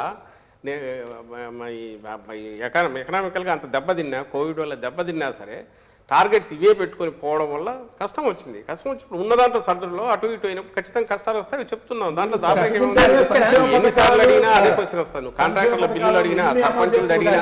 ఇంకో ప్రశ్న నాగరాజు గారు, ఇప్పుడు సార్ ఇక్కడ ఈ ప్రశ్న ఖచ్చితంగా జవాబు చెప్పాలి. కేంద్రం మీ మీద డైరెక్ట్గా ఇక్కడ వార్ చేస్తూ ఉంది. అంటే పీయూష్ గోయల్ లాంటి వాళ్ళు రైల్వే మినిస్టర్స్ కూడా చెప్తున్నారు, మేము ఆంధ్రప్రదేశ్లో పెట్టుబడి పెట్టడానికి మేము ఆంధ్రప్రదేశ్లో ప్రాజెక్ట్స్ ఇవ్వడానికి మేము రెడీగా ఉన్నాము. కేవలం ల్యాండ్ అలొకేషన్స్ జరగకపోవడం వల్ల చాలా ప్రాజెక్ట్స్ టేక్ ఆఫ్ చేయకుండా ఆగిపోయిందని చెప్పి ఇన్ రైటింగ్ లెటర్లో అదే ఉంది. నా ప్రశ్న రైల్వే జోన్ సంబంధించి నేను వేస్తున్న క్వశ్చన్, రైల్వే జోన్ అనేది అసలు ఫస్ట్ ఇది 2 భాగాలు కదా. ఎవరు ఈ మధ్య నాకు గుర్తు చేస్తే కరెక్ట్ కదా అనిపించింది. వైజాగ్ ఏ జోన్లో ఉంది? వైజాగ్ ఇప్పుడు ఒరిస్సా జోన్లో ఉంది. అంటే ఏది ఈస్ట్ కోస్ట్. ఇప్పుడు కొత్త మిగిలిన పార్ట్ సౌత్ సెంట్రల్ రైల్వే ముందు ఇవి సెపరేట్ చేయాలన్నా ఎందుకు చేయలే? అది పెద్ద ప్రాసెస్ కదా. సెంట్రల్ గవర్నమెంట్ ఎందుకు చేయట్లా? అడుగుతూనే ఉన్నాం చేయమని, దాన్ని చేయలే. దాన్ని చేయకుండా 10 ఎకరాలు 20 ఎకరాల ల్యాండ్ గురించి మాట్లాడడంలోనే అది ఎంత ఫార్సికల్, ఎంత హిపోక్రిటికల్ తెలియట్లేదా? పొలిటికల్ వాటికి ఏదో ఒక టు స్కోర్ ఏ పాయింట్ వచ్చే వాటికి సమాధానాలు ఇవ్వదలుచుకోవాలి. వాటి వల్ల ఏం ఉపయోగం లేదు. నేను మిమ్మల్ని అడుగుతున్నా, చెప్పండి. 2 డిఫరెంట్ జోన్స్ లో ఉన్న వాటిని అది తీసుకురావడము, ఎంప్లాయీస్ అందరినీ ఇచ్చేయడం పెద్ద పని. ఎందుకు అది ఇనిషియేటివ్? హెల్తీ రిలేషన్స్ ఉన్నాయి కదా సార్ బీజేపీతో. ఎవరితో? బీజేపీతో హెల్తీ రిలేషన్ లేదు. సెంట్రల్ స్టేట్ గవర్నమెంట్ చెప్తున్నాను sir. State to centre, political పక్కన పెట్టాం. State government state to centre అది కూడా పూర్తి. State to centre state maintain చేస్తున్నాం. స్టేట్ మేము మెయింటైన్ చేస్తున్నాం. ఎందుకంటే సెంటర్తో మెయింటైన్ చేసి వీలైనన్ని ఫండ్స్ తెచ్చుకోవాలనే ప్రయత్నం చేస్తున్నాం. దానికోసం అవసరమైనంత వరకే ఉన్నాయి తప్ప అక్కడ వాళ్ళ ప్రియారిటీస్ వాళ్ళకి ఏముంటాయో సెంటర్లో ఉండేటివి, వాళ్ళ సెంటర్ నుంచి వాళ్ళ యాంగిల్లో ఏమాత్రం ఉంటుంది వాళ్ళ ప్రిరాగేటివ్, వాళ్ళ ఆలోచనలు వేరు ఉండొచ్చు. మాకు స్టేట్కి సంబంధించిన తర్వాత స్టేట్కి వీలైనంత ప్రయోజనం జరగాలనే దీనికోసం మా పొలిటికల్ డిఫరెన్సెస్ ఏది ఉన్నా కూడా సెంటర్తో రిలేషన్ మెయింటైన్ చేస్తాం. అందులో సంబంధించినంత వరకు ఒక్కొక్క ప్రాజెక్టు నువ్వు తీసి అడిగితే అవి అసెంబ్లీలో ఎలాగ ఉంది అక్కడ అడగచ్చు, ఇంకో దగ్గర పార్లమెంట్లో అడగచ్చు, వాటికి ఆన్సర్స్ వస్తాయి. నేను ఇక్కడ వాటికి నిట్టికి నేను పోను లేను, వాటికి ఎలక్షన్ రిలేటెడ్ క్వశ్చన్స్. ఇప్పుడు ఎవరికి టికెట్లు ఇవ్వాలి, ఎవరిని ఇన్ఛార్జ్ చేయాలి, ఎవరిని ఎక్కడ పెట్టాలి, ఎవరిని ఎక్కడి నుంచి కదిలించాలి, ఎవరిని ట్రాన్స్ఫర్ చేయాలి, ఈ డెసిషన్స్ మీరున్నారా సార్? మీరు తీసుకుంటున్నారా? చాలా మంది ఉన్నారు. అంటే మీరున్నారా? మీరున్నారా చెప్పండి. ఆ చాలా మందిలో మీరున్నారా? ఆ చాలా మందిలో మీరున్నారా? ఉన్నారా? క్యాండిడేట్ల ఎంపికలో వ్యక్తుల ప్రయోజనాలే ఎక్కువ ఉన్నాయి, పార్టీ ప్రయోజనాల కన్నా వ్యక్తుల ప్రయోజనాల కోసం ఎక్కువగా ఎంపికలు జరుగుతున్నాయి అంటున్నారు సార్. అది జగన్మోహన్ రెడ్డి గారు రీజనల్ పార్టీ, ఇది రీజనల్ పార్టీ హెడ్గా జగన్మోహన్ రెడ్డి గారు ఆయనే ఫైనల్ డెసిషన్ తీసుకుంటారు. ఆయన విధానాలే పార్టీ విధానాలు అవుతాయి. దీంట్లో ఎవరు కన్ఫ్యూజన్ పెట్టుకోవాల్సిన అవసరం లేదు. ఇందులో ఎగ్జిక్యూషన్లో ఎక్కడ లోపాలంటే మా పొరపాట్లు ఉంటాయి. First thing. సెకండ్ది వచ్చి అట్లా అని ఆయన ఏది యూనిలేటరల్ డెసిషన్ తీసుకోవట్లేదు. అట్లా అందరితో డిస్కస్ చేస్తున్నారు. చేసే వాటిలో నేను ఉంటాను, మిగిలిన సీనియర్ నాయకులు ఉన్నారు, వాళ్ళు ఉంటారు, రీజనల్ కోఆర్డినేటర్లు వాళ్ళు ఉంటారు, వాళ్ళందరూ ఉంటారు. ఇక్కడ నేను అవైలబుల్ ఉంటాను కాబట్టి నేను ఉంటాను కాబట్టి మాతో ఎక్కువ అదే సార్, మిగతా మాట్లాడతాను. పార్టీలతో డెసిషన్ టేకింగ్ లో అందరూ వస్తారు. వచ్చే ఇతర స్టేబుల్ అయితే పార్టీలతో ఏది కావట్లేదు. కాకుండా ఎట్లా జరుగుతుందేమా సామాజిక మాకు ఈరోజు కానీ సార్ సభ ట్రాన్స్ఫర్ జరిగిన- చెయ్యాలి అన్న ఐడియా ఎవరిది సార్? ఏదమ్మా? ట్రాన్స్ఫర్స్ చెయ్యాలి అన్న ఐడియా ఎవరు? ఈరోజు గంటా శ్రీనివాసరావు ఆయన చీపురుపల్లి ఇవ్వమంటున్నాడు అంట చంద్రబాబు నాయుడు. లాస్ట్ టైం అక్కడ నుంచి సార్ 1 or 2 ర్యాండమ్ ఉదయం సార్, మీరు మొత్తం చాలా మంది చేస్తున్నారు. కుటుంబకి ఎవరు సార్ ఇక్కడ అంతే ఇక్కడ చెల్లని రూపాయలు అక్కడ చెల్లిస్తాము అని తీసుకున్న నిర్ణయం ఎవరిది అంటారు సార్? కాదు. ఇప్పుడు ఇక్కడ చెల్లైనా అక్కడ చెల్లిస్తామని ఎట్లా చేశారని క్వశ్చన్ చేసింది ఎవరి దగ్గర నుంచి ఫస్ట్ వచ్చింది? మీరు ఎవరి దగ్గర నుంచి విని అడుగుతున్నారనేది మీకు తెలుసు, నాకు తెలుసు. సార్ ఇక్కడ పనికిరాని సత్తా అక్కడ ఎంత పనికి వస్తుంది అని చంద్రబాబు నాయుడు ఆయన కొడుకు ఇంకోరు అన్నప్పుడు వాళ్ళకు వేసిండాల్సింది క్వశ్చన్. లాస్ట్ టైం మీరు అక్కడ నుంచి ఆమెను పాయకరావుపేట నుంచి అక్కడికి తెచ్చినప్పుడు, లేక అక్కడ నుంచి జవహర్ అనే ఆయన ఇక్కడికి తెచ్చినప్పుడు, లేదా ఇప్పుడు మార్పులు జరిగినా ఇప్పుడు వాళ్ళ పార్టీ విధానాలు పక్కన పెడతాం సార్, మన పార్టీ విధానాలే చూద్దాం. ఇక్కడ మాకు విధానం అల్టిమేట్లీ ఎలక్షన్ టీం ఎట్లుంది, ఫైనలీ ఎంటైర్ టీం పర్ఫెక్ట్గా ఉందా లేదా అనేది లీడరు మిగిలిన లీడర్లతో చర్చించి పార్టీ తీసుకుంటుంది. అది ఆ పార్టీ ప్రిరాగేటివ్. అది అయిన తర్వాత ఫెయిల్ అయి పడితే అప్పుడు మీరు అంటారు అది ఆడ ఫెయిల్ ప్రధానమైన ఆరోపణ కూడా సార్ అయినా. ఇంకోటి రాజకీయ సామాజిక న్యాయంలో ఇతర పార్టీలతో పోల్చుకుంటే వైఎస్ఆర్ కాంగ్రెస్ పార్టీ చాలా పెద్ద పెట్టి వేస్తుంది. ఇది అప్రిషియేట్ చేస్తారు అందరూ కూడా. అయితే సామాజిక న్యాయము పేరుతో, రాజకీయంగా సామాజిక పేరుతో నాయకత్వాన్ని చంపేస్తుంది అంటున్నారు. ఎక్కడ ఎందుకు ఇప్పుడు తయారు కావద్దా? వాళ్ళలో నాయకులు ఎలా తయారవుతారు సార్? ఒక పెద్ద నాయకుడు అక్కడ ఉన్నప్పుడు అతను రూల్ చేస్తున్నప్పుడు ఇంకొక నాయకుడిని అక్కడ తెచ్చి పెడితే ఎలా తయారవుతారు సార్? ఇప్పుడు పార్టీ పరంగా నాయకత్వ పొజిషన్లు ఉంటాయి, వాటిలో ఉన్నారు డిఫరెంట్ నాయకులు తయారవుతున్నారు. ఎక్కడ ఎక్కువ ప్రియారిటీ ఇచ్చామంటే గవర్నమెంట్ పొజిషన్స్లో ఇన్నాళ్ళు లేని దాన్ని సాధికారత ఎంపవర్ చేయడం కోసం చట్టం చేసి మరీ తీసుకొచ్చి నామినేటెడ్ పోస్ట్లో పెట్టాము ఎక్కువ మందిని. అది పొరపాటని ఎవరన్నంటే బయట అంటే జనమే అంటపడతారు. ఇప్పుడు ఎలక్షన్ ఇప్పుడు ఎమ్మెల్యే అభ్యర్థులు ఎంపికలో కూడా ఒక నాయకత్వాన్ని చంపేస్తున్నారు అంటున్నారు కదా సార్? నాయకుడు అంటే నాకు అర్థం కావట్లేదు ఏంటిది. నాగరాజు గారు, నరసింహారావు గారు ఒకసారి అడగండి. నరసింహారావు గారు కొంచెం అవకాశం ఇవ్వండి. పార్టీ సిగ్గుపడుతున్నారు ఆయన. నాయకుడు పార్టీకి సంబంధించి పార్టీ విధానాలను తీసుకుపోగలిగినాడు, సమర్థంగా ఇది చేయగలిగినప్పుడు, నాయకుడికి కాన్ఫిడెన్స్ ఇవ్వగలిగినప్పుడు, పార్టీకి కాన్ఫిడెన్స్ ఇవ్వాలి సెలెక్ట్ చేస్తే వాళ్ళే నాయకులు తయారవుతారు. ఈరోజు ఇక్కడ తయారైన నాయకులు మీరు చూసినా, లేదా 80s 90s అప్పుడు తెలుగుదేశం పార్టీ వచ్చిన కొత్తగా తయారైన నాయకత్వం వాళ్ళే తర్వాత నాయకులు అయ్యారు. ఇప్పుడు నందిగం సురేష్ ఇప్పుడు ఎంపీ ఫస్ట్ టైము, ఆయన ఇప్పుడు నాయకుడిగా ఎమర్జీ అయ్యాడు, అవుతున్నారు. అలాగే ఎవరైతే మీరు అనుకునే ట్రెడిషనల్ కన్వెన్షనల్ నాయకులు అంటే అవి బ్రేక్ అయింది, అది చాలా రోజులు బ్రేక్ అయింది. ఇంకా రిమైనింగ్ ఏమంటే బ్రేక్ అవుతుంది. కాలాలు మారిపోయినాయి. పూర్వంలాగా ఒకరి జిల్లా మొత్తం మీద ఆధిపత్యం చెలాయించడంలో అవి రీజనల్ పార్టీల్లో అసాధ్యము, నేషనల్ పార్టీస్లో కూడా ఎవరు ఒప్పుకోవట్లే. టైమ్స్ చేంజ్ అయిన దానికి ఒక 2-3 క్వశ్చన్స్ ఉన్నాయి. ఆ యాంగిల్లో చూడండి. చిన్న ఎగ్జాంపుల్స్, ఒక చిన్న ఎగ్జాంపుల్తో మన సార్ నాయకత్వాన్ని చంపేస్తున్నారు కదా సార్. ఇప్పుడు మన అనంతపురం జిల్లా తీసుకుంటాం సార్. సింగనమలలో వీరాంజనేయులకు మీరు టికెట్ ఇచ్చారు సార్. అంటే ఎవరి వీరాంజనేయులు, ఎవరు ప్రోద్బలంతో తెర మీదకి వచ్చారు అన్నప్పుడు, లేకపోతే వీరాంజనేయులు ఎమ్మెల్యే అయినప్పటికీ కూడా జగన్ గారి బలమే, జగన్ గారి బొమ్మతో గెలవాల్సింది ఎవరైనా కూడా. ఆయన కష్టంతోనే వచ్చింది పార్టీ అధికారంలోకి వచ్చింది, ఆయన కష్టమేది, ఆయన రెక్కల కష్టమేది ఎవరు కాదని లేదు. ఈరోజు మళ్ళీ గెలవాలన్న క్యాండిడేట్లు ఆయన రెక్కల కష్టంతోనే గెలవాలి. మరి వీరాంజనేయులు లాంటి వ్యక్తి ఈరోజు ఎమ్మెల్యేగా గెలిచినా కూడా ఎవరి కంట్రోల్లో పనిచేస్తారంటారు సార్? అక్కడ ఎందుకు అవమానిస్తారు? ఒక నాయకుడిగా తయారవుతున్నాను, ఒక ఎస్సీడీ నుంచి ఒక నాయకుడు తయారవుతున్నాడు, ఆయన పార్టీ ప్రతినిధి, అట్లా దానికి ఎవరు ఏం చెప్పలేరు. నిన్న చంద్రబాబు అనౌన్స్ చేసిన దృష్టిలో వీళ్ళకి మించి నాయకులు లేరంటే దానికి ఎవరు ఏం చెప్పలేరు. మా పార్టీ తరఫున పార్టీ విధానాలను సమర్థంగా జనంలోకి తీసుకెళ్ళగలరు. జనానికి జగన్మోహన్ రెడ్డి గారి తరఫున ప్రతినిధిగా ఆయన అందుబాటులో ఉంటారా లేదన్న దాంట్లో మేము అంచనాలు వేసుకొని తీసుకొచ్చిన అభ్యర్థులు వాళ్ళు. వీళ్ళల్లో ఎవరైతే ఇప్పుడు చేశామో వీళ్ళు రేపు టీం అవుతారు. ఫైనల్ టీం ఏదైతే మేము 175 అనౌన్స్ చేసిన టీం ఏదైతే ఎలక్షన్లకు పోతుందో అది పర్ఫెక్ట్ అయి ఉండాలని ఎందుకు కోరుకుంటామంటే జగన్మోహన్ రెడ్డి గారికి స్టేట్ ఇంట్రెస్ట్ ఉంది, పార్టీ ఇంట్రెస్ట్ ఉంది కాబట్టి తపన పడుతున్నాడు కాబట్టి. అది లేకపోతే ఇంత శ్రమ పడాల్సిన అవసరం లేదు. కాంగ్రెస్ లాగా బీఫామ్ 10 మందికి ఇచ్చి ఎవడు పోయి వేసుకుంటే వాడికి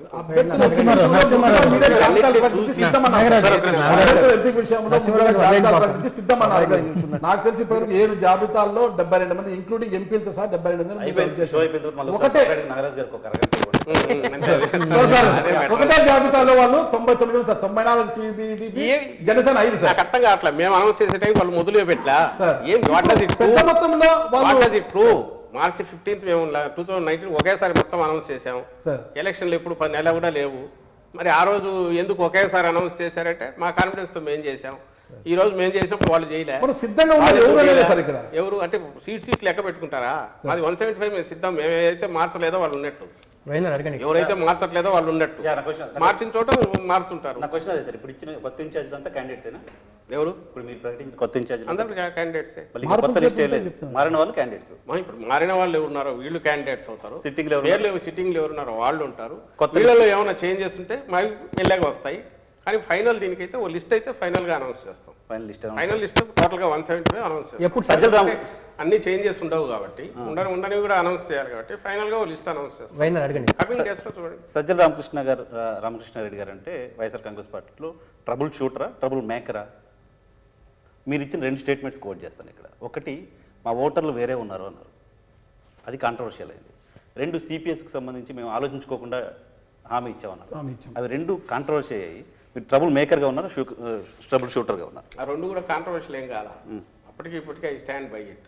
రెండోది, ఆలోచించకుండా చెప్పిందని కాదు. ఆ రోజు సమస్య తీసుకొస్తే ఖచ్చితంగా చేస్తామన్నాం. డెప్త్ తెలియదు దానికి, సమస్య ఏది సిపిఎస్కి సంబంధించి ఆ డెప్త్ తెలియదు అని అన్నాం. ఈ రోజు కూడా జగన్మోహన్ రెడ్డి గారు దానికి సంబంధించి పూర్తి చేయాలని, కంప్లీట్ చేయాలనేది ఆయన కోరిక.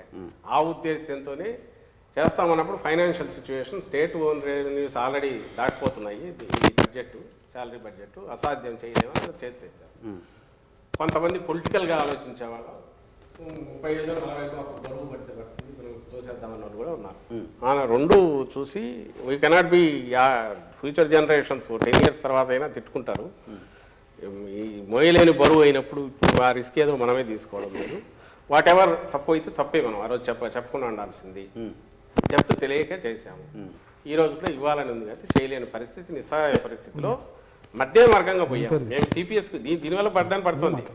సిపిఎస్ వల్లకే పోతే మేము గ్యారెంటీ మేము అంటాం తక్కువ దీంతో పోవచ్చు. ఎందుకంటే వచ్చే ఇంట్రెస్ట్ ఎంత వస్తే అంతే వస్తుంది ఎంప్లాయీ. ఇప్పుడు మేము అడిషనల్ గ్యారెంటీ ఇస్తున్నాం. అడిషనల్ 50% ఏదైతే గ్యారెంటీ ఇస్తున్నందువల్ల బరువు పడుతుంది. బట్ మధ్య మార్గంగా మినిమం సెక్యూరిటీ ఉంటుంది. అంటే మార్కెట్ ఫ్లక్చుయేషన్ చెప్తున్నాము. చెప్పినందువల్లే ఇప్పుడు ఎంత అర్థం చేసుకొని ఇంకా ఆశ ఏంటో వస్తే బాగుంటుందని అనుకుంటున్నారు కాబట్టి అడుగుతున్నారు. కానీ అర్థం చేసుకున్నారు కాబట్టి వాళ్ళు మీరు అన్నట్టు విపరీతమైన వీటికి పోవట్లే, డిమాండ్ చేస్తున్నారు, అడుగుతున్నారు. చెప్పిన దాంట్లో రీజనింగ్ ఉంది కాబట్టి వీఆర్ ఏబుల్ టు అప్పీల్. ఈ సీట్లకు సంబంధించి ఒక చిన్న పాయింట్ అండి, ఏది మా ఓటర్ వేరే అని. మీ ఓటర్ వేరే. ఆ రోజు జరిగిన ఎలక్షన్లో ఏదైతే జరిగిందో గ్రాడ్యుయేట్స్, అర్బన్ ఓట్లు ఎక్కువ ఉన్నారు, గ్రాడ్యుయేట్స్ ఎక్కువ ఉన్న దాంట్లో మా ఓట్లకు సంబంధించినంత బేస్ ఉంది. ఈరోజు కూడా ట్రూ. అంటే వీళ్ళు ఉన్నారు కాబట్టి మిగిలిన స్టేట్ మాది కాదని మేము అనట్లా. మీరు గెలుపు ఓటర్ల గురించి అన్నారు కాబట్టి ఆ కాంటెక్స్ట్ లో నేను అన్నది మా ఓటర్ వేసేవాడు వేరే ఉన్నారు అని. మీ ఓటర్ ఆల్రెడీ వేరే ఉన్నప్పుడు అభ్యర్థుల మార్పుకు ప్రధానమైన రీజన్ వన్ పాయింట్ చెప్పండి, బుల్లెట్ పాయింట్. ఖచ్చితంగా. ఎందుకంటే ఇప్పుడు పవర్లోకి రాకపోయినా అపోజిషన్లో ఉన్నా కూడా 5 years సర్వ్ చేసినప్పుడు ఇప్పుడు మీరు ఇన్స్టిట్యూషన్స్, చిన్న చిన్న ఇన్స్టిట్యూషన్స్ మీరు పెట్టుకుంటారు, సెటప్ పెట్టుకుంటారు. ఎఫిషియెంట్గా ఎఫెక్టివ్గా డెలివర్ చేస్తున్నారా లేరా, ఎక్స్పెక్టెడ్ లైన్స్లో ఉన్నారా లేదా. ఒక్కొక్కసారి ఎక్స్పెక్టెడ్ లైన్స్లో ఉండి కూడా కింద కంట్రోల్ చేయడంలో పొలిటికల్గా కొంత ఇబ్బంది రావచ్చు. పార్టీ స్ట్రక్చర్ వాళ్ళను రిజెక్ట్ చేస్తుండొచ్చు, ఆర్ జనంలో అంత ఇది రాకపోయి ఉండొచ్చు.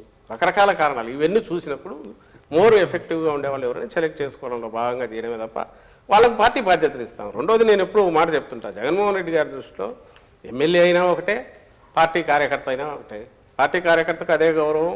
మేమంతా కార్యకర్తలుగానే భావిస్తాం. నా వరకు నేనేదో నా పొజిషన్ పెద్దది, నేను గవర్నమెంట్లో అడ్వైజర్ అనేది నాకు సంబంధించిన కొంచెం ఫ్లెక్సిబిలిటీ కోసము, విధానాల పరంగా ఎక్కడైనా చర్చలు జరిగినప్పుడు పార్టిసిపేట్ చేయడానికో గవర్నమెంట్ లెవెల్లో ఇది కావడానికి పనికొస్తుంది తప్ప దీనివల్ల కిరీటం ఏం కాదు. పార్టీ ప్రధాన కార్యదర్శి జగన్మోహన్ రెడ్డి గారికి ఉన్న పేరు ఏంటంటే ఇప్పటివరకు ఆయన నమ్ముకున్న వాళ్ళని వదులుకోడు, అట్లా స్టికాన్ చేసి పట్టుకొని ఉంటారు అని.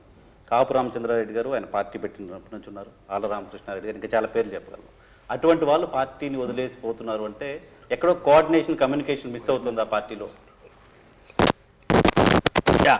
అటువంటి వాళ్ళు కూడా పార్టీని వదిలేసిపోతున్నారంటే మీలాంటి వాళ్ళు, పక్కన ఉన్న వాళ్ళు కమ్యూనికేట్ చేయడంలో, కోఆర్డినేట్ చేయడంలో ఫెయిల్ అవుతున్నారా? జగన్మోహన్ రెడ్డి గారు ఎవరిని వదులుకోవట్లా. వాళ్ళకున్న ఆవేదన, వాళ్ళకు వచ్చిన ఆవేశం వల్ల, వాళ్ళకు వచ్చిన అధికార పార్టీ వదిలేసి జగన్మోహన్ రెడ్డి గారి దగ్గరికి వచ్చిన వాళ్ళు, అవును, వాళ్ళు కూడా అధికారంలో ఉన్నప్పుడు పోతున్నారు అంటే ఎక్కడో మీరు వాళ్ళు కూడా రిజెక్ట్ చేయట్లే కదా. ఇప్పుడు మీరు అడిగిన క్వశ్చన్లోనే ఏ బేసిస్ మీద మనం సెలెక్ట్ చేస్తున్నాం అన్నప్పుడు అవకాశాలు పార్టీ అల్టిమేట్ గెలవాలా, గెలిచి అధికారంలోకి మళ్ళీ రావాలా, కంఫర్టబుల్గా రావాలా, బ్రహ్మాండమైన మెజారిటీతో రావాలా. ఏ పార్టీ అయినా కోరుకుంటుంది. అధికారంలోకి రావాలని కోరుకోవడం తప్పు కాదు కదా. నా పాయింట్ మార్చడం కాదు, బట్ నేనేమంటున్నా లాయల్ గా ఉన్న వాళ్ళని కన్విన్స్ చేసి టిక్ ఆన్ చేసి పెట్టుకోలేకపోతున్నారు. పార్టీలో ఉండొచ్చు కదా, పార్టీలో ఉండొచ్చు, కన్విన్స్ చేస్తున్నాం. దానికి కొనసాగింపు సార్. అది వ్యక్తిగతం. ఇప్పుడు అది చాలా మంది కన్విన్స్ చేశారు. మీరు ఓవరాల్ పర్సెంటేజ్ చూస్తే మా రిటెన్షన్ దీన్ని చూస్తే 80%, 90% ఉంది. 10% ఎక్కడో ఇది కావచ్చు. వాళ్ళు కూడా ఎవరు మీరు గతంలో కూడా మీరు గమనిస్తే 23 మంది పార్టీ లాక్కున్నా, అంత అడ్డంగా వాళ్ళు కొని అడ్డగోలుగా డబ్బులు పే చేసి చంద్రబాబు నాయుడు లాక్కున్నా, నాకు తెలిసి చాలా తక్కువ మంది మాత్రమే విపరీతంగా బండలు వేశారు ఈయన మీద, జగన్మోహన్ రెడ్డి గారి మీద. మిగిలిన పెద్ద మాట్లాడాల. ఇప్పుడు అంతే. ఇప్పుడు ఎవరు నెగిటివ్ పెద్ద మాట్లాడాలి. బయటకు పోయిన వాళ్ళు కూడా ఉన్న వాళ్ళను ఉంచుకోగలిగాం మెజారిటీ 80%. దేనివల్ల అంటే నాయకుడి మీద నమ్మకం. ఇక్కడ వచ్చిన డౌట్ అండి, దీంట్లో అభ్యర్థుల పరంగా అంటే సాధారణంగా ఎవరైనా సరే ప్రతిపక్షంలో ఉన్నప్పుడు ప్రయోగాలు చేస్తారు. మీరు అధికారంలోకి వచ్చిన తర్వాత ఇప్పుడు ప్రయోగాలు చేస్తున్నారు. బీసీలకి ఓసీ సీట్లు ఇవ్వటము, రెడ్డి సామాజిక వర్గాన్ని పక్కన పెట్టి ఇవ్వటం, ఇట్లాంటిది. ఇది 2 కారణాల వల్ల జరగాలి. ఒకటి, మనం గెలవలేకపోతున్నాం కాబట్టి భవిష్యత్తులో ముద్ర పెట్టుకోవడానికి మేము బీసీలకు ప్రయారిటీ ఇచ్చామని చెప్పి అందుకోసం మారుస్తుండాలి.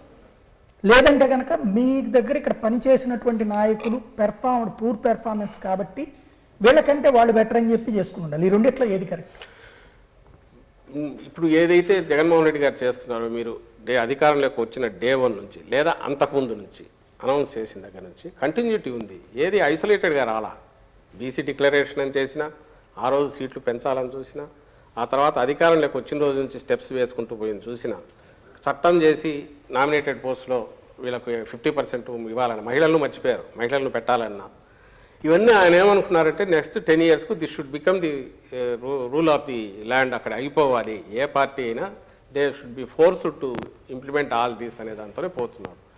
రెండో పాయింట్, వీటన్నిటి కల్మినేషన్ లేదా దాన్ని ఏమంటాం, దానికి కొసరలాగా వచ్చేది ఏదైనా ఉంటే విజయం.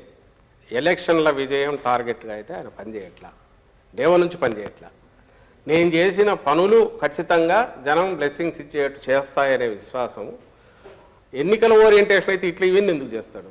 ఆ రోజు నుంచి అవి చేసుకుంటూ పోయి ఇప్పుడు అందుకే మీకు తను సభల్లో మాట్లాడినా ఎక్కడ అడిగినా నేను చేసిన మీకు మంచి నేను చేసిన పనుల వల్ల మీకు మంచి జరిగి ఉంటుందని మీరు అనుకుంటేనే మీరు నాకు ఓటు వేయండి అంటున్నాడు. ఇది దీని అవుట్కమ్మే తప్ప ఇది ఓరియంటేషన్ టార్గెట్గా ఆయన పనులు చేస్తారు. అలా ఇవి ఓరియంటేషన్గా టార్గెట్గా పనులు చేస్తూ వస్తే అవి డిఫరెంట్గా ఉండేవి, మోర్ పొలిటికల్గా ఉండేవి. గెలుపోవటంలో అనేది ఆయన ఇప్పుడు కూడా అంటుంటారు, మనం చేయాలనుకునేది సిన్సియర్గా నమ్మి చేశాము, దీని రిజల్ట్ ఎట్లన్నా ఉంది అని. రిజల్ట్ బ్రహ్మాండంగా ఉంది నేను ఎందుకు అనుకుంటున్నామంటే తెలుస్తుంది కాబట్టి మాకు వచ్చే రెస్పాన్స్ మీకు తెలుసు, అందరికీ తెలుసు. ఆయన చంద్రబాబు నాయుడు గారి లెక్క ప్రకారమే 50,000 ఎకరాలు దాన్ని డెవలప్ చేసి రోడ్లు ఇన్ఫ్రాస్ట్రక్చర్కి 1,00,000 కోట్లు కావాలన్నారు. Humanly impossible. అది నెక్స్ట్ 10 years 15 years అలా, లేకపోతే 1,00,000 కోట్లు పైనుంచి ఎవరన్నా ఇవ్వాలి. ఆ సెంటర్ వాళ్ళు చూస్తే 1,500 crores ఎంతో ఇచ్చినట్టు 2,000 crores. ఆయన పెట్టింది ఎంత పెట్టాడు పీనట్స్ దాంట్లో. పోనీ ఆయన 30,000 కోట్లు ఖర్చు పెట్టింటే నేను పెట్టింది ఎంత వదిలిపోతున్నాను అనుకోవచ్చు. 4 బిల్డింగ్లు కట్టారు. ఆ రోడ్లు ఎక్కడ మొదలవుతాయి ఎక్కడికి పోతాయో తెలియదు. కరకట్ట రోడ్డు అయితే అదే సింగిల్ రోడ్డు. ఆయనకు అప్పుడు సీఎంగా తెలిసేది కాదు, ఎందుకంటే అంత ఖాళీ పెడతారు కాబట్టి ఇది చేసేది. కనెక్టింగ్ రోడ్డు లేదు, ఇన్ఫ్రాస్ట్రక్చర్ లేదు. ఇన్ఫ్రాస్ట్రక్చర్ మీద 1,00,000 కోట్లు ఖర్చు పెట్టాల్సిన నేపథ్యంలో ఆయన చేసింది కూడా అక్కడ ఏమీ లేదు. అవి కూడా టెంపరీ స్ట్రక్చర్స్, దాంట్లో సుమారుగా మింగేశాడని ఈ మధ్య మేము పెట్టిన కేసులో కూడా ఉంది. ఈ నేపథ్యంలో వాట్ ఈస్ ద ఆల్టర్నేటివ్ అన్నప్పుడు ఈజీ అనుకున్నప్పుడు 2 కారణాల వల్ల వైజాగ్ ఒక గ్రోత్ డ్రైవర్గా ఉంటుంది. ఆల్రెడీ ఇన్ఫ్రాస్ట్రక్చర్ డెవలప్ అయింది కాబట్టి అక్కడ మెయిన్ అది ఎగ్జిక్యూటివ్ దాంట్లో ఇది ఉంది అనేది ఒక లైన్ తీసుకున్నాం. ప్లస్ వికేంద్రీకరణ ఏదైతే కరెక్ట్ ఎప్పటి నుంచో జనం కోరుకుంటున్నారు కూడా. మనం శ్రీబాగు అప్పటి నుంచి చూసుకునే కూడా 3 ప్రాంతాల్లో 3 డిమాండ్లు ఉంటున్నాయి. అది శ్రీబాగు ఒప్పందం సరిగ్గా డెవలప్మెంట్ ఎక్కడ జరిగింది సార్? శ్రీబాగు ఒప్పందం లాగానే జరిగింది. శ్రీబాగు ప్రజల ఆకాంక్షలో ఆ జెంటిల్మెన్ అగ్రిమెంట్ ఒప్పందం ఇంప్లిమెంట్ డెవలప్మెంట్. ఇప్పుడు నేను ఒకటే ఆయన అమరావతి కాకుండా ఎక్కడన్నా కంటిన్యూస్ గా ఇది చేస్తే ఈ క్వశ్చన్ వచ్చేది. రాష్ట్రానికి రాజధాని లేని రాష్ట్రంగా మార్చేశారనేది ఒక ప్రధానమైన ఎక్కడ రాజధాని గతంలో రాజధాని అంటే అమరావతి అనేవాళ్ళు. ఇప్పుడు మన రాష్ట్ర రాజధాని ఏదంటే ఏం చెప్తాం సార్? అమరావతి అదే కదా ఉంది. ఇప్పుడు అమరావతి మీరు 3 రాజధానులు మీరే అన్నారు కదా మీరు ఏం చదివినారా? సార్ కోర్టులో నుంచి కూడా వెనక్కి తీసుకున్నారు. రాజధానిలో వెనక్కి తీసుకున్నారు. టెక్నికల్ గా మేము లోతట్టుగా అధ్యయనం చేసిన తర్వాత మళ్ళా వస్తామని వెనక్కి తీసుకున్నారు. కానీ మీ పార్టీలో ప్రధానమైన నాయకులు ఏమన్నారు, హైదరాబాద్ 10 సంవత్సరాలు రాజధాని చేస్తే బాగుంటుంది అని అన్నారు. దాన్ని మీరు అతను వ్యక్తిగత కొట్టిపారేశారు. కాదు, ఈ మధ్య ఆయన అన్నది ఒకటి వ్యక్తిగతంగా ఉండొచ్చు, రెండవది వచ్చేసి అక్కడ ఆస్తులు తగాదంగా తేలలేదు, సెంటర్ త్వరగా తెలసాలనే ఉద్దేశంతో ఇంకా ఉంటే బాగుంటుంది అన్నట్టు ఏ కారణాలు ఉన్నా పార్టీ స్టేటెడ్ పొజిషన్ ఏదో అది తీసుకోండి. ఇప్పుడు నేనేదో మీరు దడదడాలు మాట్లాడితే నేను మాట అనేసాను అనుకో, ఇది పట్టుకుని ఇది అన్నాడు కదా అని అంటే మీకు మీ టీఆర్పీలు పెరగడానికో మీ దీనికి రావడానికి పనికి వస్తుంది. అందుకే మేనిఫెస్టోలో మేము 99% వేసుకున్నాం, 100% అనుకోలే. అది వచ్చింటే 100% వేసుకునే వాళ్ళం, 99% అందుకే వేసుకున్నాం. చాలా నిజాయితీగా చెప్తున్నాం. ఎక్కడెక్కడైతే ఇబ్బందికరమైన ఇది వచ్చిందో అక్కడ వాయిదాల పద్ధతిలో పోవాల్సి వస్తుంది. ఈరోజు కూడా ఆ రోజుతో పోలిస్తే మద్య నియంత్రణకు సంబంధించి దాదాపు 40% షాప్స్ కట్ అయినాయి. అన్నీ అప్పట్లో సిండికేట్లు నడిపేవి, ఎంఆర్పీలు వాళ్ళు డిసైడ్ చేసేవాళ్ళు. ఇప్పుడు ఎంఆర్పీ రేట్ ప్రకారమే గవర్నమెంట్ ఆధీనంలో నడుస్తున్నాయి. ఇంకో పక్క రెవెన్యూ 25,000 కోట్లు ఎక్కడ పిల్ఫరేజ్ లేకుండా మేము అడగాల. ఆ మధ్యలో గ్యాప్ అప్పుడు వాళ్ళు తినేవాళ్ళ 16-17 వేల కోట్లు ఉండేది, ఇప్పుడు 25,000 కోట్లు రెవెన్యూ వస్తుంది. ఎఫిషియెంట్గా దాన్ని తీసుకొచ్చాం. రెండు మీరే అంటున్నారు. చంద్రబాబు వస్తే ఓ పక్క ఇది అంటున్నాడు, ఇంకో పక్క మద్యం అంతా మీరే డబ్బులు విపరీతంగా రెండు కాంట్రాక్ట్. డిజిటల్ ఎకానమీ వైపు మొత్తం భారతదేశం వెళ్తా ఉంటే అక్కడ క్యాష్ లిస్టులు మద్యం కొనలేదు సార్. ఏదేది మొత్తం డిజిటల్ ఎకానమీ అంతా ప్రతిదీ ఫోన్పేతో దాంతో నడుస్తూ ఉన్నప్పుడు డబ్బు క్యాష్ పెట్టి మద్యం కొనడం ఏంటి లేదు. ఇప్పుడు వచ్చింది, ఇప్పుడు అంతా మొత్తం ఇదే పెట్టారు. ఎస్బీఐ కప్ప చెప్తే వాళ్ళ డిలే. పవన్ కళ్యాణ్ గారు బలవంతుడా బలహీనుడా? బలవంతుడా, జనం చూడాలి, మాకేం సంబంధం. అసలు పొత్తుల కోసం ఇది ప్రయత్నం అనేది జగన్మోహన్ రెడ్డి గారు ఈ రోజు గారు మళ్ళీ గారు రేపు కూడా చెప్తున్నా, ఆయన ఎప్పుడు పొత్తుల కోసం అయితే ప్రయత్నం చేయరు. ఎందుకంటే ఆయన పాలసీ ఒక్కటే, ప్రజలకు మనం జవాబుదారీగా ఉండాలా, మన పార్టీ జవాబుదారీగా ఉండాలా. నలుగురితో పెట్టుకుంటే ఎవరి తరపున మనం వకాలు తప్పించుకుంటాము, జనానికి ఎట్లా చెప్తాము. అందువల్ల వాళ్ళు కూడా అట్లే చేయాలి. ఆయన కోరిక పవన్ కళ్యాణ్ గారు కూడా 175 సీట్లలో తన మనుషులను పెట్టి ఇన్ఛార్జీలు పెట్టి ఒక పార్టీగా ఎదిగి కంపీట్ చేసి పోటీ పడి రాగలిగితే మంచిదే. That would be healthy democracy అని. అట్లా కాకుండా అతుకులు వేసుకొని రావడం కరెక్ట్ కాదు. సార్ ఒక విషయం సార్, 45 years బ్యాక్ మీరు జర్నలిస్ట్గా కెరియర్ స్టార్ట్ చేశారు. ఒక 15-20 years నుంచి you have been involved in politics also. Sir మీరు ఆనాటికి ఈనాటికి ఒకసారి పోల్చి చూస్తే how has the scenario change sir with respect to journalism and politics? ఈ మధ్య కాలంలో attacks on journalist, attacks on ఒక particular media house affiliated to one political party, ఇవన్నీ జరుగుతున్నాయి. So how do you look at the current scenario? దీనికి సంబంధించినంత వరకు నాకు తెలిసి ఎప్పుడు జర్నలిజం అనేది ఇండిపెండెంట్ అనేది అవ్వద్దమ్మా. లేదు. ఎప్పుడు సార్? ఎప్పుడు లేదు. అయితే ఒక కాజ్ ఉండేది. ఈవెన్ ఇండిపెండెన్స్ అప్పుడు కూడా ఒక కాజ్ కోసం నిలబడింది. ఇండిపెండెన్స్ పోరాటంతో ముడిపడిన జర్నలిజం అప్పుడు నడిచింది. ఆ తర్వాత వచ్చినది ఎప్పుడైతే పెట్టుబడులు పెరుగుతూ వచ్చినాయో సహజంగా దాంట్లోకి పెట్టుబడిదారులు వాళ్ళు రావడం మొదలుపెట్టాక వాళ్ళ ఇంట్రెస్ట్ కొంతవరకు అనేది లార్జర్ దీంట్లో ఉండే పోను నేరో అవుతూ వచ్చాయి. దాని ద్వారానే కంట్రోల్ చేయొచ్చు. మన తెలుగు దీనికి సంబంధించినంత వరకు రామోజీరావు గారు మొదలుపెట్టిన తర్వాతనే ట్రెండ్ అంతా మారిపోయింది. ఆయన వచ్చినాక చేస్తూ వచ్చారు. ఆయన వన్స్ ఈ స్టార్టెడ్ ఎంజాయింగ్ దాని మీడియా పవర్, ఎప్పుడైతే తెలుగుదేశం పార్టీ ఫ్లోట్ అయ్యాక టికెట్లు అక్కడ డిసైడ్ అయ్యాయో, స్పీచ్లు అక్కడ తయారవుతూ వచ్చాయో, పార్టీ అక్కడ నుంచే ఇది చేస్తూ వచ్చిందో అప్పుడు పవర్ అనేది తెలిసింది, మీడియా పవర్ మనవాడు. ఆ తర్వాత ప్రతి ఒక్కరూ పెట్టడము అలాంటిది ఏదో దానికి ధీటుగా ఉన్నామనుకోవడం జరుగుతూ వచ్చింది. తర్వాత మీరు ఇంకా టెలివిజన్ రావడము, 24/7 ఛానల్స్ రావడం, ఇంత జరిగిన తర్వాత ఈరోజు మీడియా అనేది అక్కడ నుంచి దిగి ఇన్స్టిట్యూషన్ల దగ్గర నుంచి దిగి ఇండివిజువల్కి వచ్చింది. ఇప్పుడు individual he feels his opinion. ఒకప్పుడు ఎడిటోరియల్ కోసం చూసేవాళ్ళు, 2 రోజులు లేట్ అయినా ఏం రాస్తారో, ఎందుకంటే ఇన్ఫార్మ్డ్ ఒపీనియన్ అక్కడ నుంచి వచ్చేది. ఇప్పుడు యూ హ్యావ్ గూగుల్ వైడ్, ప్రపంచం అంతా మీ దగ్గరే ఉంది. కొడితే ఓ పేపర్లో వాళ్ళకేమొస్తుందో మీకు అదే వస్తుంది. It is not public meeting. ఒకటి ఫస్ట్ థింగ్, కార్యకర్తల సభ. అక్కడికి వచ్చిన వాళ్ళంతా మా కార్యకర్తలు వచ్చారు. ఇతను మీడియా తరఫున పోయింటే ఫ్రంట్లో మీడియాకు ఉన్నాయి ప్లేస్, అక్కడ లేడు, వెనక ఉన్నాడు. అతను ఏం మాట్లాడాడో తెలియదు. మాకు తెలిసింది అయితే రెచ్చగొట్టాడు, బూతులు తిట్టాడని, లీడర్ని గురించి బూతులు తిట్టాడని అన్నారు. అక్కడ ఎవడో రియాక్ట్ అయ్యాడు. దానికి సంబంధించి కేసు బుక్ అయింది, జరుగుతుంది. ఇక్కడ ఒక పాయింట్ అబ్జర్వ్ చేయాల్సింది వచ్చేసి, మీరే అన్నారు ఇంతకుముందు ఈనాడులో దాని గురించి చెప్తే, నేను వాళ్ళు ఎందుకు రాస్తున్నారు చెప్తే ఆ పక్కది నిజమే, అది కాదన్నారు. అంటే తెలుగుదేశం పార్టీ కార్యకర్తల కంటే మించి విషం కక్కుతా జగన్మోహన్ రెడ్డి గారి అంతం చూడాలనే దాంతో, మా పార్టీ అంతం చూడాలనే దాంతో నడుస్తున్నవి 2 తెలుగుదేశం పార్టీ కరపత్రాలుగా మేము భావిస్తున్నాం. అఫీషియల్గా వాటిని బ్యాన్ చేసాం, మా మీటింగ్లకు వద్దని చెప్పాం, రావద్దు, దండం పెట్టాం.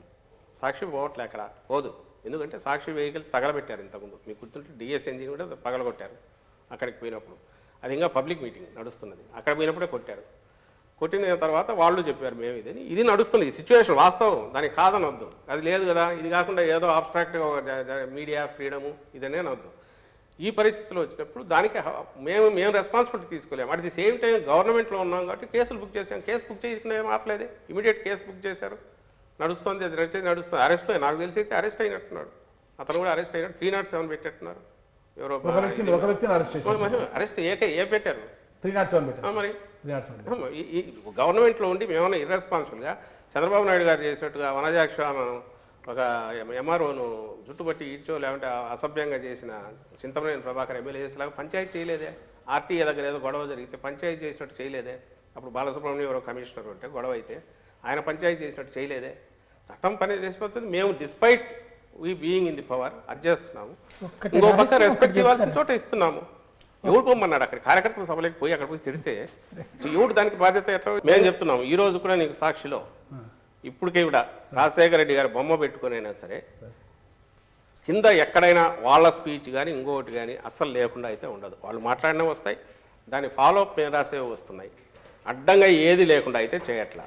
వీలైనంత వరకు బ్యాలెన్స్ మెయింటైన్ చేయాలి. ఇప్పుడైతే బియాండ్ పోతున్నారు.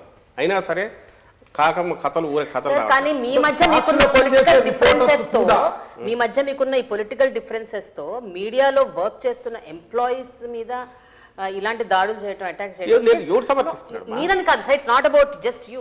ఆ పార్టీ అవ్వచ్చు, ఇంకో పార్టీ అవ్వచ్చు, ఏ పార్టీ అయినా. ఈ కల్చరు ఇప్పుడు కాదు, జగన్మోహన్ రెడ్డి గారు ఇప్పుడు కాదు, చాలా రోజుల క్రితం అసెంబ్లీ అన్నారు, నువ్వు వేసే విత్తనం అదే చెట్టు వస్తా, జాగ్రత్త చంద్రబాబు గారు అని చెప్పాడు. అప్పుడు చెప్పాడు, ఇప్పుడు చెప్తున్నాం. ఈ కల్చర్ మొదలు పెట్టింది తెలుగుదేశం పార్టీ పెడుతోంది. ఆయన ఆ రోజు మొదలు పెట్టిన కల్చర్ నడుస్తోంది. ఈ రోజుకు వాళ్ళు ఓపెన్గా అడ్డగోలుగా అడ్డంగా వాళ్ళు దాన్ని ఏమంటారు అన్ని రకాలుగా బరి తెగించి అటువైపు చేస్తున్నారు. కేవలం మీడియా అనే ముసుగులో వాళ్ళు ప్రొటెక్ట్ కావాలని చూస్తున్నారు. దానికి సంబంధించి కూడా మేమేమనట్లా, వీళ్ళు కార్యకర్తలు కాబట్టి మేము పెట్టమని అని అంటే ఏదో కేసులు పెట్టమంటే ఏమన్నా సుమోటో కేసులు పెట్టారు, కంప్లైంట్. కానీ సార్ మీరు చెప్తున్న దాని ప్రకారం మా కార్యకర్తలు అక్కడికి వచ్చారు కాబట్టి కొడతారు అని చెప్పి అనుకోని అవాంఛనీయ రాష్ట్రంలో ప్రతి పౌరుడికి సంబంధించిన మానధన ప్రాణాలు కాపాడే బాధ్యత ప్రభుత్వానికి ఉంటుంది కదా. సో మీ కార్యకర్తలకు అట్లీస్ట్ పార్టీ వైపు నుంచో కానీ ప్రభుత్వం వైపు నుంచో అతనిపైన దాడిని ఖండిస్తూ ఒక స్టేట్మెంట్ ఎందుకు ఇవ్వలేదు? ఎట్లా ఇస్తాము? అక్కడ జరిగింది తెలియాలి కదా. ఇప్పుడు మళ్ళీ చెప్తున్నారు కదా, అక్కడ దాడిని ఎవరు సమర్థించాలి. ఇప్పుడు మీతో చెప్పేది స్టేట్మెంటే కదా ఇది. అక్కడ దాడిని మేము ఎవరు సమర్థించాలి. అలాంటి అవాంఛనీయ సంఘటన జరగడానికి అతనే కారణము, పోకుండా ఉండాల్సింది అక్కడికి. ఒకటి, అక్కడ ఎక్కడ అవసరం లేదో అక్కడికి ఎందుకు వెళ్ళాడు. రెండవది, అతను రిప్రజెంట్ చేస్తున్నాడు, ఏ సంస్థను రిప్రజెంట్ చేస్తున్నాడో అది పత్రిక కాదు అని మా అభిప్రాయం చెప్తున్నాం. ఇంకా దీనికి ఇంతకు మించి దాన్ని మార్చి ఇంకో రకంగా చెప్పడం ఎట్లా నాకు అర్థం కాదు.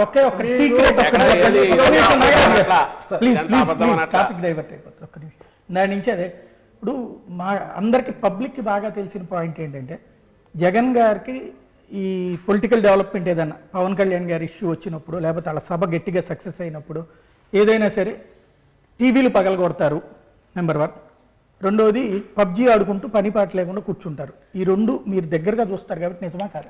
అత్యంత చిల్లర చౌకబారు ఇది మాట్లాడుతున్నది లోకేష్, చిన్నోడు కాదు, నీచమైన. అర్ధరాత్రి ఆత్మలతో మాట్లాడతారు. అతని స్థాయి ఎక్కడితో మీరే చెప్తున్నారు. ఎవరు చెప్తున్నారో చెప్తూ లోకేష్ అనే వ్యక్తి స్థాయి ఏది అనేది మీరే చెప్తున్నారు. ఇంకా అంతకంటే నీచమైన చౌకబారు ఇది ఏదైనా ఉంటుందని అయితే నేను అనుకోను. ఇంకా అలాంటప్పుడు అతని మీద చెప్పొచ్చు కదా, అతని ఫోటోలు కూడా ఉన్నాయి ఎక్కడెక్కడ ఉండేట్టు. కొన్ని మీరు చూసిన జగన్మోహన్ రెడ్డి గారు మీరు చెప్పండి, లేకుంటే ఇంకోరు చూసిన వాళ్ళు ఉన్నారు, ఇంకేనా వాళ్ళు చెప్పండి. ఒక మనిషి ప్రైవేట్ లైఫ్లో ఎట్లుంటాడు అనేది పబ్లిక్ లైఫ్లో ఎక్కడో చోట కొంచెం కనపడక తప్పదు, రిఫ్లెక్ట్ అవుతుంది. నాకు తెలిసి ఇంతవరకు జగన్మోహన్ రెడ్డి గారు పబ్లిక్లో ఎక్కడ ఎవరి మీద విసుక్కొని కానీ ఇంకోటి కానీ చేయరు. ప్రైవేట్ దాంట్లో వాటికి సంబంధించి కూడా ఎందుకు డీసెంట్గా ఉంటారనేది మీరు ఎట్లా చెప్పగలంటే పబ్లిక్లో రిఫ్లెక్ట్ అయ్యేది.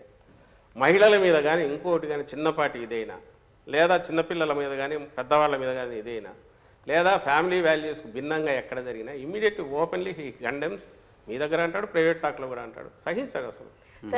జర్నలిస్ట్ మీద జర్నలిస్ట్ మీద జరిగిన దీన్ని కూడా ఆయన ఇమీడియట్ జరిగిన ఎందుకు పొద్దు ఇట్లాంటివన్నీ చేస్తారని అనింది. ఎవడు చేసినోడు ఎందుకంటే చెప్పారు, ఆడు బయట వెనకపోయాడు, ప్రెస్ గ్యాలరీలో లేడు, వెనక్కిపోయాడు, ప్రెస్కి ఇచ్చిన ప్లేస్లో లేకుండా ఎక్కడో వెనక జరిగింది ఆ ఇన్సిడెంట్.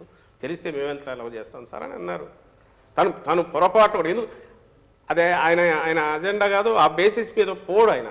అది తన స్ట్రెంగ్త్ కాదు. అది తన స్ట్రెంగ్త్ అయితే ఇట్లాంటి ఇంకా క్రియేట్ చేస్తారు. సార్ రఘురామకృష్ణ అదే స్ట్రెంగ్త్ అనుకునేవాడు చంద్రబాబు నాయుడు. ఆయనకు ఏదైనా సీన్ క్రియేట్ కావాలా, దాని మీద వచ్చే హైప్ రావాలా, దాని నుంచి ఎట్లా ఎన్కాష్ చేసుకోవాలని ఆయన చూస్తాడు. సో మీ పార్టీలో ఉండి బూతులు తిడుతున్న వాళ్ళు కూడా అదే ఫ్రస్ట్రేషన్తో తిడుతున్నట్ట? ఎవరు మీ పార్టీలో ఉండి బూతులు తిడుతున్న వాళ్ళు రియాక్షన్ దానికి దీనిలో ఎవరు సమర్థించము. ఇప్పుడు ఎవరైనా వాళ్ళు రియాక్ట్ అయితే ఆ రియాక్ట్ అయిన దానికి ఒకటి అక్కడ నుంచి వచ్చిన దాని మీద రియాక్ట్ కావాలి, ఏదో ఒకటి కావాలి, మా లీడర్ను డిఫెండ్ చేసుకుని. నేను అంటున్నా కదా, ఇది ఒక లెవెల్ ఆఫ్ పోయినాక ఇప్పుడు సోషల్ మీడియా వచ్చాక ఎవడో ఉంటాడు, వాళ్ళ రియాక్షన్స్ చూస్తే చూడాలంటే ఇదిగా ఉంటుంది. బూతులు తిట్టే వాళ్ళు కూడా ఉండదు. సార్ రఘురామకృష్ణ వాళ్ళందరి తరఫున we cannot hold what brief, వాళ్ళ నుంచి మేమైతే రెస్పాన్సిబిలిటీ తీసుకోలేము. సార్ రఘురామకృష్ణ ఇంకో మాట అన్నాడు సార్, తాడేపల్లి పిలిచి మళ్ళీ కొడతారు అంటే ఎంపీ ఎమ్మెల్యేని కూడా అని అంటాడు. ఆయన ఎందుకన్నాడో అందరికీ తెలుసు. ఆయన ఎన్నిసార్లు కొట్టాడో చెప్పండి. ఆయన జగన్మోహన్ రెడ్డి గారు అడగండి. అంతకుముందు అట్లా కాలు మీద కాలేసుకుంటే కొట్టారంటేనే ఆయన బయటికి వెళ్ళిపోయారు. మళ్ళీ తీసుకొచ్చి మీరు సీట్ ఇచ్చారు. ఇప్పుడు మళ్ళీ కొడతానే వెళ్ళిపోయారేమో. ఆయన చెప్పారా కొట్టాడని? అప్పుడు కాలు మీద కాలేసుకుంటే కనుక తిట్టారు, కొట్టాడన్నాడా? సారాన్ని పిలవాలి. మిగిలిన వాళ్ళు అందరూ ఉన్నారు కదా, అడగండి. సార్ కానీ ఒక 2-3 దశాబ్దాల క్రితము ఎక్కువగా ఎడ్యుకేషన్ లేని వాళ్ళు చాలా మంది పాలిటిక్స్లోకి వచ్చారు, బట్ హుందాగా ఉండేవాళ్ళు. ఇప్పుడు హైలీ ఎడ్యుకేటెడ్, హైలీ లిటరేట్, ఎంతో చదువుకొని ఎంఎస్సీలు, బిఎస్సీలు, పిహెచ్డీలు చేసిన వాళ్ళు కూడా డాక్టర్లు, ఐఏఎస్లు ఆ పాలిటిక్స్లోకి వచ్చి చాలా హారిబుల్గా మాట్లాడుతున్నారు. Nasty language, filthy language, vulgar words, ఏది పడితే అది. అంటే they don't even think little bit when they are in the public space. Sir, what is happening to politics, sir? And it's even now YCP is not spare. While they are not sparing it, they are also like that. Everybody is like that. All political parties. ఈ spectrum లో వీటిలో మీరు అంటారేమో action కి reaction అంటారు, but that's not right కదా sir. ఒకప్పుడు మీకు బాగా అంటే మాకు గుర్తుండి మేము జర్నలిజం 80s వరకు కూడా కులం పేరు రాసేవాళ్ళు కాదు. యా, ఒక సామాజిక వర్గం, మతం పేరు రాసేవాళ్ళం కాదు. ఎందుకంటే that may cause lead to further ఇది. తర్వాత ఎందుకు మీడియా అట్లా మారింది? అడ్డంగా రాస్తున్నారుగా, కులాలకు లెక్క పెట్టి. ఎక్కడి నుంచి వస్తుంది ఇది? ఎక్కడ మొదలైంది ఎక్కడ అనేది చెప్పలేం, కానీ సమ్వేర్ ఇట్ స్టార్టెడ్ 90s తర్వాత మొదలవుతుంది. సీఏ నియంత్రణ అవసరం కదా సార్, ఎక్కడ వచ్చిన సీఏ నియంత్రణ అవసరం కదా దీనికి. ఇది సీఏ నియంత్రణ ఇప్పుడు మీరు ఎట్లయితే వెల్ఫేర్ స్కీమ్స్ విషయంలో ఒక సార్ ఇప్పుడు మీరు ఎట్లయితే వెల్ఫేర్ స్కీమ్స్ విషయంలో ఒక సెల్ఫ్ అవేర్నెస్ తో ఒక డిఫరెంట్ రెవల్యూషనరీ తీసుకొచ్చారు, పాలిటిక్స్ లో ఎందుకు తీసుకురావట్లేదు? మీకు బ్లాంక్ దీని మీద సైన్ చేసి ఇస్తాం, మీరు కంపేర్ చేయండి. ఎక్కడ ఆరిజినేట్ అవుతుంది, ఎక్కడ దీనికి వచ్చింది అనేది ఒకటి. ఎంత పర్సెంటేజ్ ఆఫ్ మా దగ్గర నుంచి మాట్లాడేవాళ్ళు కానీ, ఇంకొకరు కానీ, అసహనం కానీ, ఇంటాలరెన్స్ కానీ, టోటల్ పర్సెంటేజ్ చూడండి. యాజ్ ఎ రీజనల్ పార్టీ మా దాంట్లో అక్కడ చూడండి, మీకు ఖచ్చితంగా మాది అతి తక్కువ ఉంటుంది. నేను ఖచ్చితంగా చెప్పగలను, తక్కువ ఉంటుంది. బ్యాలెన్స్డ్ ఇదే ఉంటుంది ఒకటి.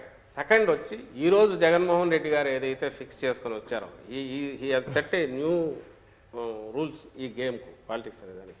న్యూ జనరేషన్ పాలిటిక్స్ మొదలయ్యాయి. నెక్స్ట్ 10 years తర్వాత ఇట్లా ఉంటుంది నేను అనుకోను. రీసెంట్గా దీనికి వస్తుంది, ఖచ్చితంగా వస్తుంది. ఎందుకంటే దీనివల్ల ఏముండదు, అక్కడక్కడక్కడ కొట్టుకుంటుంటారు తప్ప దానివల్ల అల్టిమేట్గా ప్రజలకు జరిగేది ఉండదు. ప్రజల నుంచే ప్రెజర్ పెరుగుతుంది, పెరిగిన తర్వాత చేంజ్ అయితే వస్తుంది.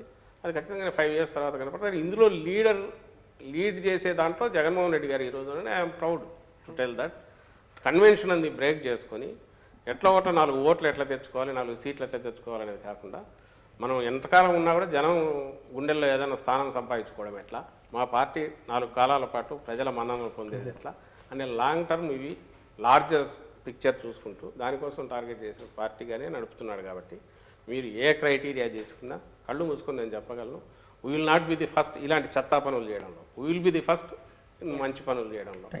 Thank you very much. ఒకే ఒక్క పాయింట్, అంటే ఇవాళ ఈ ప్రోగ్రాం లక్ష్యం అయితే అన్నిటికీ మీరు సమాధానం చెప్పారు, అది నచ్చచ్చు నచ్చకపోవచ్చు పబ్లిక్కి, నెంబర్ 1. రెండవది, ముఖ్యమంత్రి గారు ఈ రోజు వరకు కూడా మీడియా ముందుకు రావట్లేదు, ఇట్లాంటి ఫేస్ చేసే పరిస్థితి ఆయన దగ్గర లేదన్నటువంటి ఒక నెగిటివిటీ ఉంది. అది పరిష్కరించుకోవాలంటే ప్రభుత్వం తరపు నుంచి సమాధానం చెప్పడానికి ఇట్లాంటిది ఏదైనా ఏర్పాటు చేయగలిగితే ఇంకా బాగుంటుంది, భవిష్యత్తులో ఆన్సర్ చేయగలి సీఎం గారు. నెగటివిటీ అనేది మీరు అంటున్నారు కానీ ప్రజలు అనుకోవాలి. అంటే మేమనేది ఏదైతే communicating directly through following Narendra Modi అనిపిస్తుంది. ఆయన ఎక్కడ ప్రెస్ కాన్ఫరెన్స్ అది కూడా కాదు, ప్రయత్నించండి. అంటే చంద్రబాబు నాయుడు సమాధానం చెప్తున్నాడు, పవన్ కళ్యాణ్ సమాధానం చెప్తున్నాడు. ఆయన చేతలే ఆయన మాటల కింద ఉన్నాయి. అది రాష్ట్రంలో ఉండే ప్రజలందరూ అర్థం చేసుకున్నారు. 87% పీపుల్ అర్థం చేసుకున్నారు. 60-70% పీపుల్ దే ఆర్ హ్యాపీ.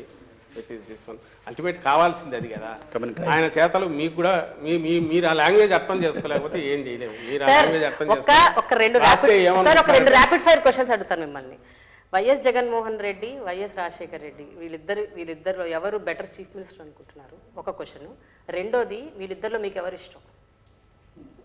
ఇద్దరు ఆయనతో అసోసియేట్ అయిన ఆయన ఇష్టం, ఈయన ఇష్టం. అట్లా కాదు ఈయనతో సార్. long- ర్యాపిడ్ ఫైర్ అంటే one you should pick sir, రెండు కాదు. కాదు, ఇద్దరు నాకు ఇష్టం. ఒకటి ఫస్ట్ దానికి మీరు ముందు అడిగింది ఏది, ఎవరు బెటర్ చీఫ్ మినిస్టర్? ఎవరు బెటర్ చీఫ్ మినిస్టర్? ఆయనకున్న అప్పుడున్న దానికి కంటిన్యూ కాలేకపోయారు. ఇంకొక టర్మ్ ఉండింటే డిఫరెంట్ దీనికి వెళ్ళిపోయేది. ఈయన దాన్ని కంటిన్యూ చేస్తున్నారు తప్ప సొంతంగా ఐసోలేటెడ్ డిఫరెంట్ పాత్రలో పోవట్ల. ఆయన ఆలోచనలు ఏమున్నాయో వాటిని కంటిన్యూ చేస్తున్నాడు, అగ్రెసివ్గా చేస్తున్నాడు, చేసుకుంటూ పోతున్నాడు. Because he has his own party, regional party తను పెట్టినందువల్ల, ఆ పరిమితులు లేనందువల్ల ఈయన అగ్రెసివ్గా ముందుకు తీసుకెళ్తున్నాడని నేను అనుకుంటున్నాను. థ్యాంక్ యూ వెరీ మచ్ అండి. ఇది పరిస్థితి. ఓవరాల్గా అయితే కనుక సజ్జల రామకృష్ణారెడ్డి గారు అయితే తన వైపు నుండి వాదన ఏంటో విన్నారు. అదే సందర్భంలో పార్టీకి సంబంధించిన మిగతా స్పందనలు ఎట్లుంటాయో భవిష్యత్తులో చూద్దాం.